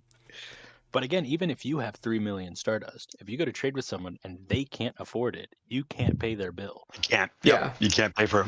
well, that's the So- thing. It's like I have it still, but I can't even like utilize it really. But yeah, I'll like log in every so often, and Dumb mechanic. try to get stuff. And while we're in this Discord, can I just say that's bad game design? Oh, it's absolutely no. The original game was so like Pokemon Go had like a It weird was never meant to arc. be a Pokemon game. It was a Well, it was reskin of a Ingress. game that was never meant to be Pokemon. Well, it was Ingress, and Yes. I actually played that game like religiously throughout I remember college. you saying that. Yes. And then they switched over to Pokemon Go, and I was so excited. And then they just like killed it with the microtransactions, because Ingress actually had a really good balance of like microtransactions versus gameplay, and you could actually genuinely enjoy it in reasonable amounts of time and have these cool epic battles. Like I remember, because I lived in like downtown, like I could ride the bus and just like capture all the points, and then like there was like battles, and like you could see how much of your team was in that part of the city, and I was like, oh, it was so cool. And then Pokemon came around and I got excited, but then you just had anybody. What's Ingress? It's like the predecessor to Pokemon. It still exists, I think. It's not nearly as popular. But what is it like? It's just Pokemon Go, but without Just- Pokemon. It was like a similar game. It was like hacking. Like you would go around and hack like primary I meant locations. like what's the premise? Like, are you collecting warriors? Are you like collecting rocks? What was the? You're a hacker hacking terminals around the city. Oh, okay. Interesting. And you would And that's destroy why there were others. points of interest. Yeah. All the points of interest in Pokemon Go were from the real world points of interest that they got from Ingress. Or for Ingress. Mhm. Okay. It was like you were going to these real life places in game, and so they just kind of switched that over and made it Pokestops and gyms, which again doesn't Yeah. translate as well. I think actually, I think the translation was really well like implemented. I think it was probably one of the best things Pokemon could have done. The problem is they just burdened the entire thing by adding and adding and adding, and it's just now there's no end. Like, and there is no way. Like it's the RuneScape effect, where like RuneScape you play for hours and hours and hours, and you like if you were perfectly optimal in playing RuneScape or World of Warcraft, it would take you like 2 years to just level out one level. Yeah.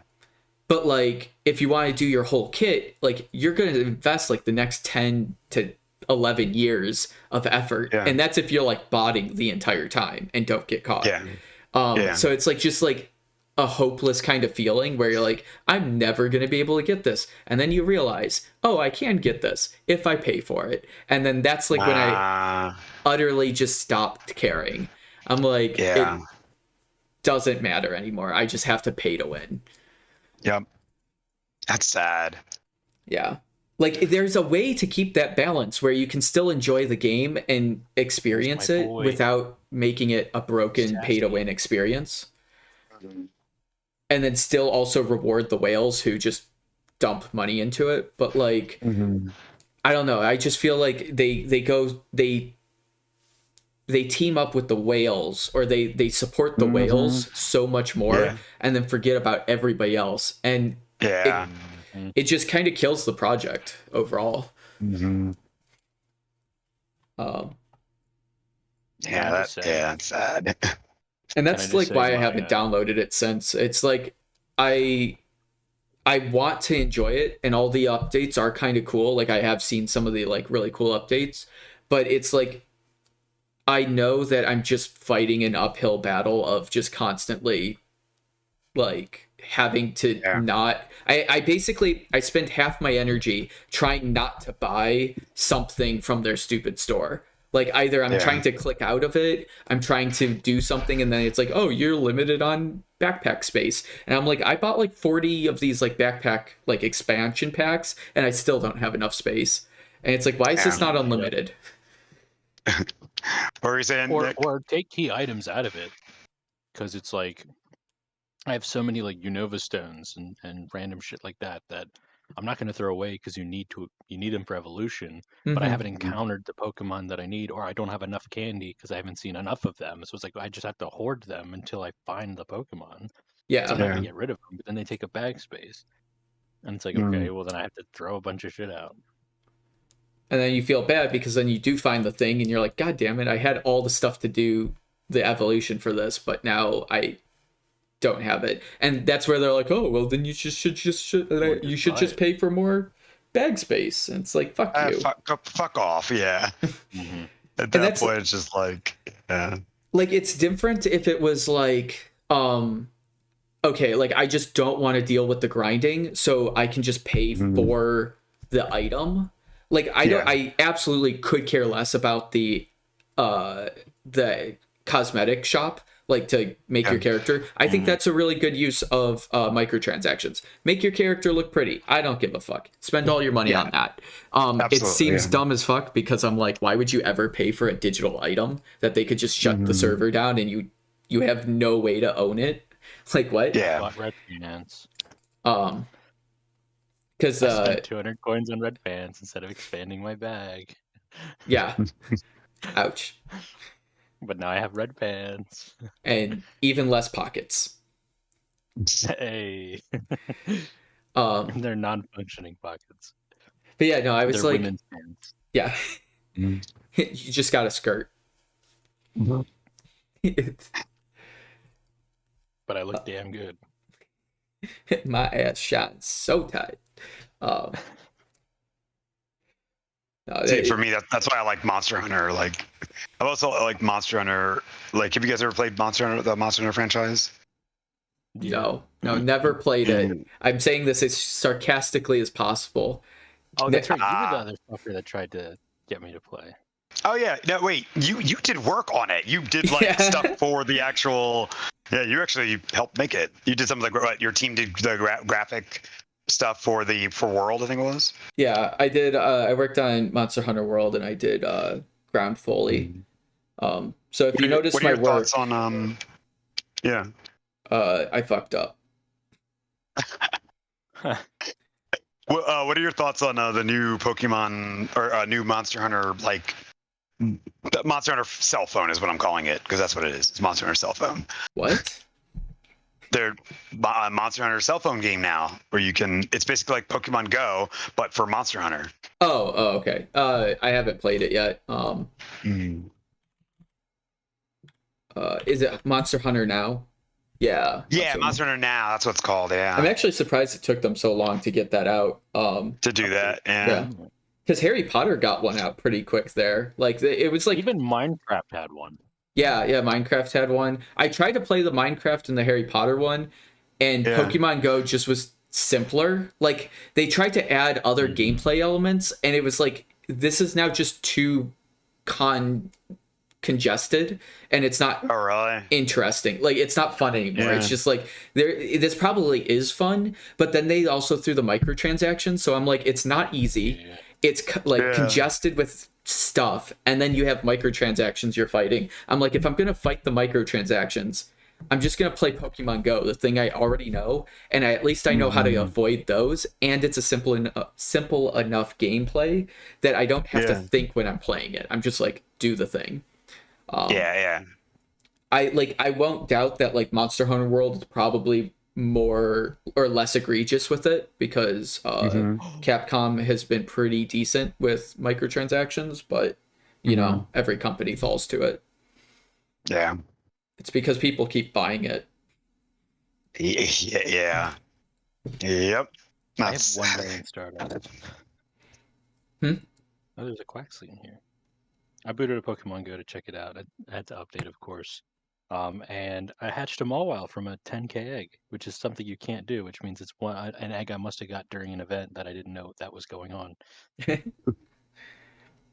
I'm not even going to attempt to download this. I need to get it on my my tablet to actually have space.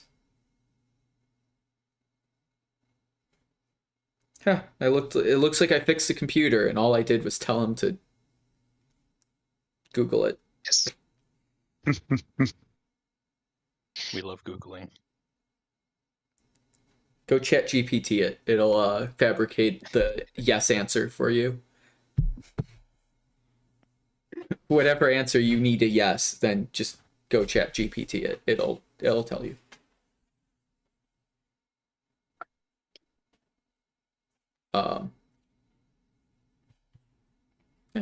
The what's oh yeah so I did get the cards in. I saved the world. I Saved the World. Is that a new? No, I saved the TTC. Okay. Yeah. Yeah, gotcha. Tiny Commander's That world. Yeah. That world. You know, my world. Red pants. This is my red pants. I'll add you when I log in again at some point. Add me to what? Nick. I'll add Nick Oh, to Nick. Pokemon Go. My Unlike friend goes you, into who can't play Pokemon Go, you schlub. I have the I'm most joking. useless buddy Pokemon because it doesn't have an evolution, so all the candy I get is worthless. That's it. It's you can't do anything with it because all the candy you get from walking with your buddy, Yeah. I don't have anything for it. So on my alt account, I'm walking a Whalmer, so I can use all the candy to finally get a Wailord because it's like 300 candy to evolve. I did do that for a long time, and also a Gyarados. I spent so long with a Magikarp. Because that's like 100 or something. Yeah.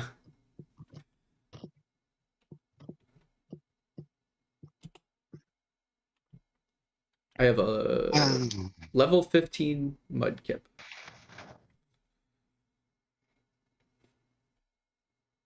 Its nature is serious. Do we have the same amount of IVs? That's funny. I was excited that my boy had 666 IV. 66.6. Oh. I like that. 6.67. Speed is 21. Special defense is 24. I think they just ripped all the stats from Pokemon. Probably. Mm-hmm. I don't think there's like an ounce of originality with like how they set this up. I have my Zubat. I mean, they could have used the same algorithm that Smogon uses to generate Pokemon. Mm-hmm. See, I got my oh, it's only a level 22. It lied. It said it was 45. What is it doing? Rude. Oh, there's your Kamigul. Yeah, he turned into a Bellsprout. What the fuck? Oh, you're cycling through your guys. Yeah, these are all the ones that I've collected. I got this dude. He's cool. Iron Thorns. Yeah. Damn. I tried to guess what this thing was called. I was like, it's Tranitar. It's Tranitar. I felt like I felt like the meme where the kid is like, that's a Pikachu. That is exactly what it is. And so I kept guessing it. It was like, that's not its name. And I'm like, that's a fucking Tyranitar. Tell me it's not. And I'm like, shiny Tyranitar. Like, what the fuck is this thing? Mega Tyranitar. And I could not figure out the name. And I tried to like Google it. And I was like, shiny Tyranitar. Gave me a shiny Tyranitar. Green Tyranitar. Gave me the normal Tyranitar. I was like, what the fuck? Does this even exist in the game? Is this like a mod?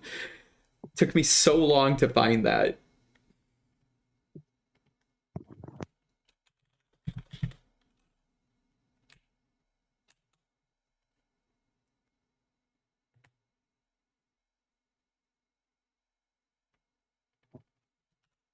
And the question is, how do I catch more?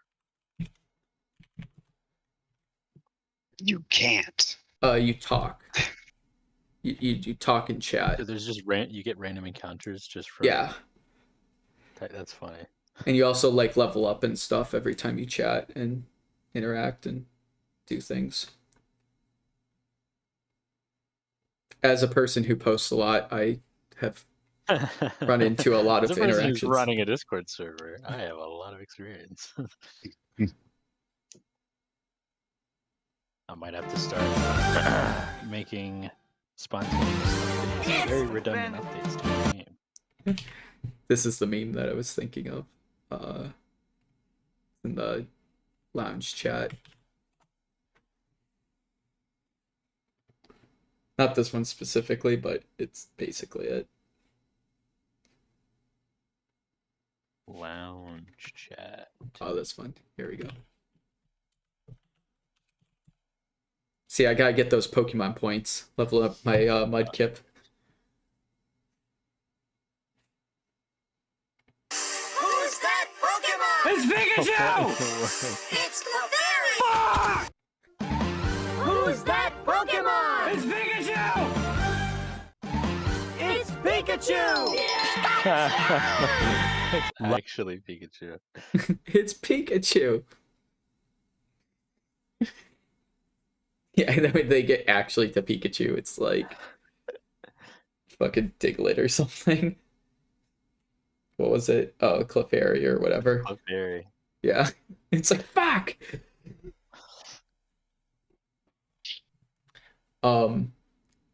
If you haven't watched this already, highly recommend. It's 25 minutes, great video. The Amazing Digital Circus pilot. Oh, yes. I'm so happy the internet still exists, because it's like such a not corporate run project, and it's actually pretty well put together, and it makes me so happy. I haven't watched it yet, but it's by Glitch, who also did Murder Drones, which was huge. So they have like a bit of a cult following for having high quality like 3D work. And I watched it, and like I kept seeing it in like TikTok memes and stuff, and I was like, okay, I have to like figure out what this is, because this is going to be an internet relevant thing, and I need to stay somewhat attached to the world. So I watched it, and I'm like, damn, that's actually pretty. It's worth the hype.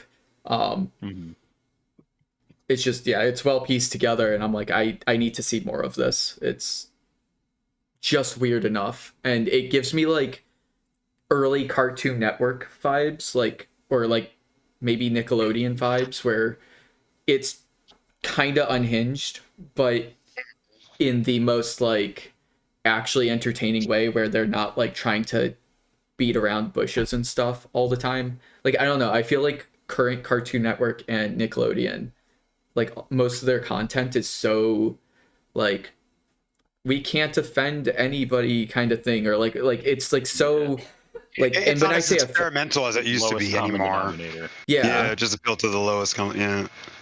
Yeah, so it's like whatever makes the dollar bill and runs the episode, it's like they're happy with it. It's like, produce it, good, out the door.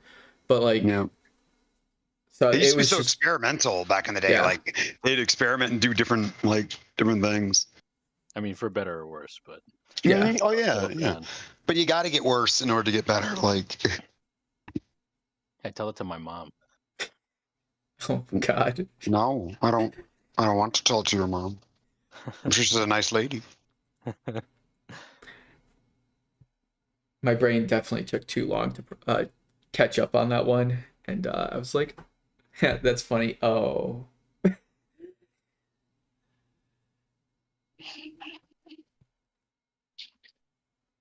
Oh, it's because the cancer. Is that what you meant? I thought I was slow. Ding, ding, ding. I don't, dude. I have AIDS. I don't really think or care about that shit. So I'll say whatever the fuck I want. No. It was a well played joke. I just took way too long for me to realize that. You just made me feel so much better, though. But there you go. Yeah. Thank you. No, I thought you were gonna say it, and I'm like, are you gonna just say it, or no? Not gonna say. Okay, sure, I'll say it.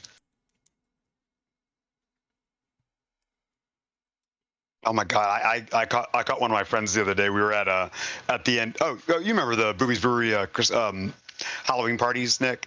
Oh yeah. Well, they were doing they had like injection shots where like it's like alcohol in like a little syringe, Like a literal shot.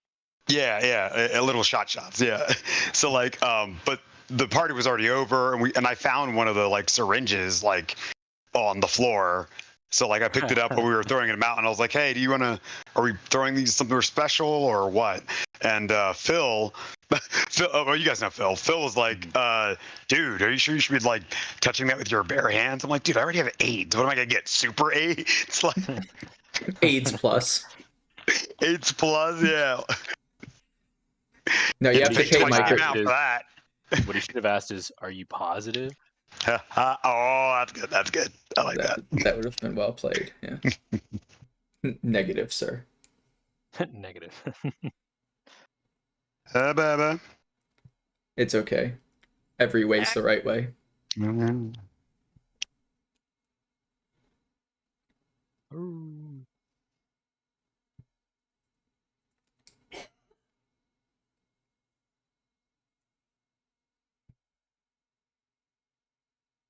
And with that, I will probably dip for the night, unless you guys are itching to play a game of Tiny Commanders. However, I think Nah, man. I think we're good. We'll have to find another day then. that's It's getting okay. late, so I'm gonna piece myself. Yeah, I need to get to bed and reset. I blame Yes. Nick anyway, so. Yeah, I blame me too. Don't worry. Nick, I No, blame we'll your have to get you. dog. We'll have to get you. We'll have to get you on, and so we can play. We'll play it so you can play around again. I also should be able to make next Monday Cool. Yeah. because I have a feeling that it's just gonna fall through and I'm gonna be free again. Okay. But Well, we'll be here. see how that goes. I'm trying to think because everything's so crazy. Yeah, probably next Monday. Yeah, man. Hey, if you are, you are. Just let him know. No, if he's not here next Monday, out. Never talk to you're him again. done. Blacklisted. And we're taking your Pokemon starter.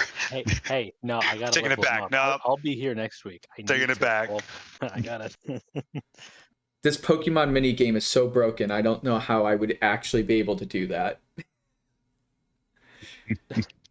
Like the code behind this is so like jank. It works for what it does, but it is so parsed together. I'm like, I don't even know if I can manage my own Pokemon, let alone take someone's. And that's not even like a battle function. There is a battle function. I have no idea how it works. I need more people to play it so that I can like actually Is have it like a text-based like game? It's like go north. yeah, basically. Like it's all like type. Use tackle. Yeah. No, I think it is actually that. It's like your turn, use tackle.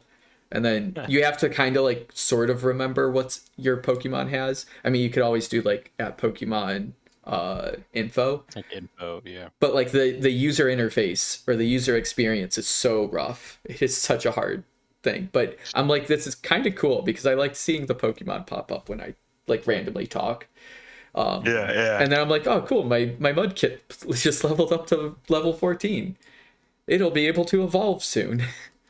I have no idea how to evolve it. I don't know if it automatically happens. Evolve is a command I saw in there. Is it? Oh, okay, so I'll have to there's manually actual evolve command, it. Yeah. When does Mudkip evolve? I think 16. Is it? Yeah, that's what I was Most thinking. starters evolve at like 16 or 18. You know what I'm gonna do? I'm gonna go and boot up Pokemon Red. Play some Pokemon Red on my Steam Deck. On your what deck? Good night.